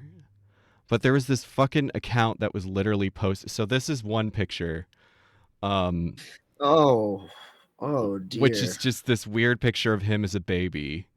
But there was this account that like, so maybe that account didn't create the first one, and maybe they like started doing it as a bit from this picture. Or I'm not sure, but yeah, it was an account that like they just like kept making a bunch of these. And it was like a whole fucking account of this bullshit. This is like AI. Yeah, like Midjourney or whatever. Yeah, it's frightening how like effective it is. It's like that's him, and it's a baby, but it like Yeah. it's like an evil. Yeah, it's like Renesmee in Twilight, Yeah. but him.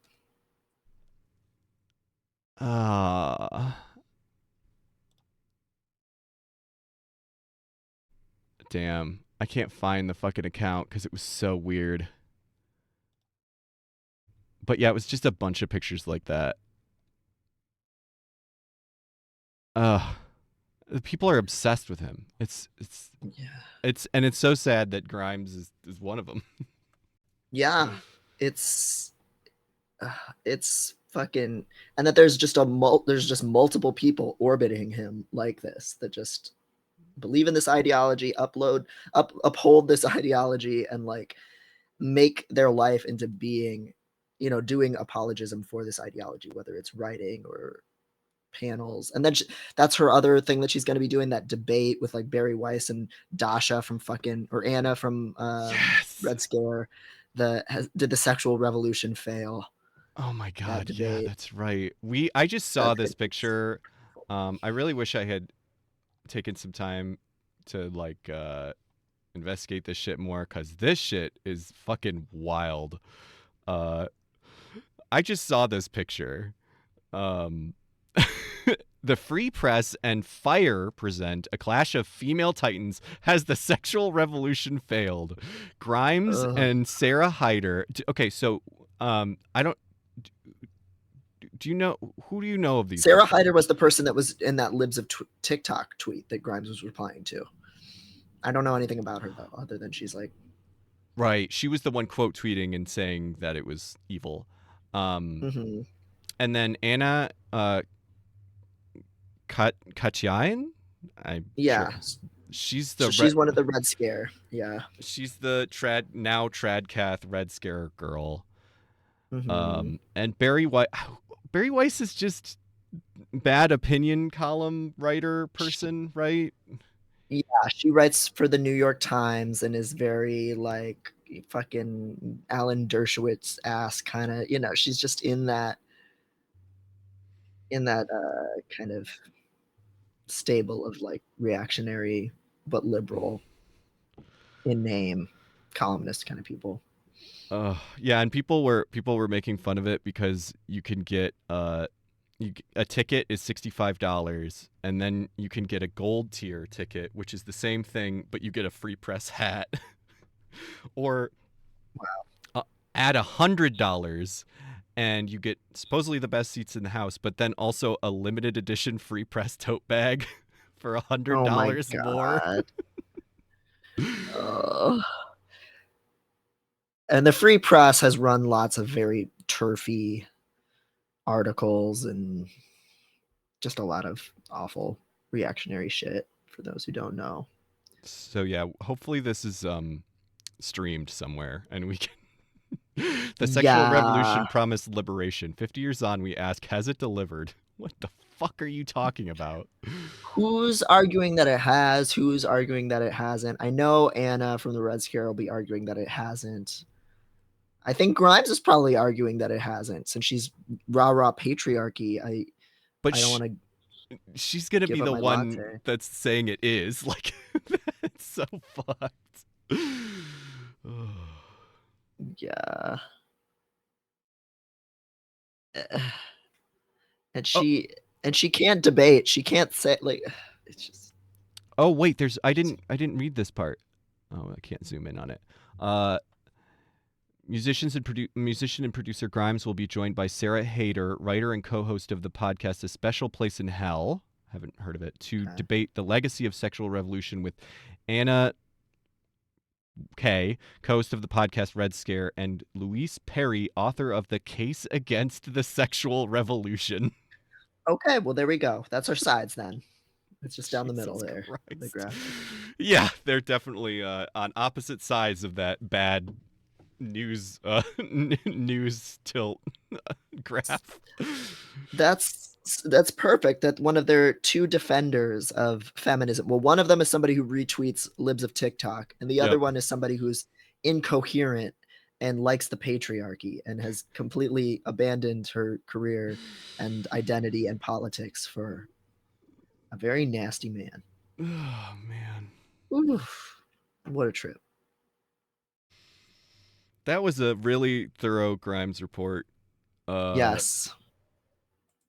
So thank you, everyone. Thank you so much. Please watch our socials for go piss, girl. We gotta go piss. Oh shit. Yeah. Thank you. Yeah, watch our socials for Discord. I'm very excited about it.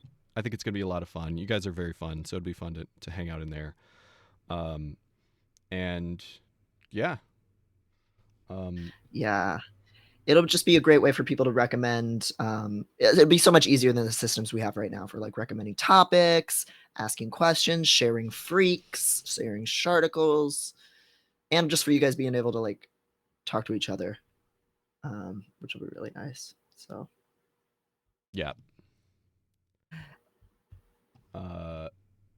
You unfortunately, yes, Reembodied. You are arriving just at the end. I think we are wrapping up. I don't think I'm gonna stream tonight.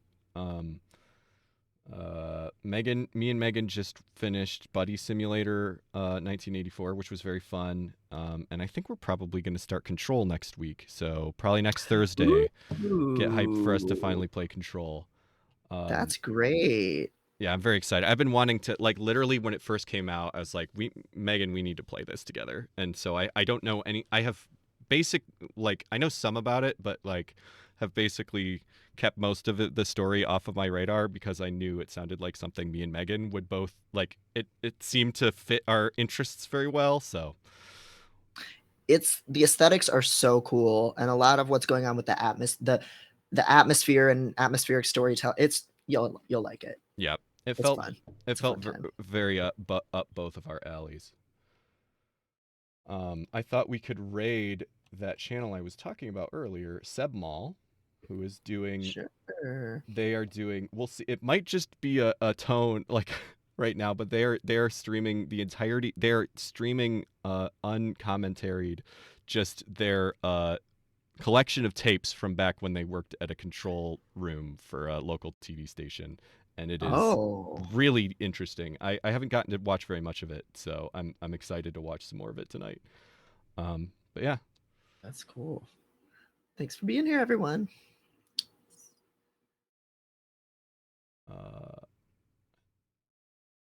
See y'all soon. Yeah. Okay, bye. All right, bye.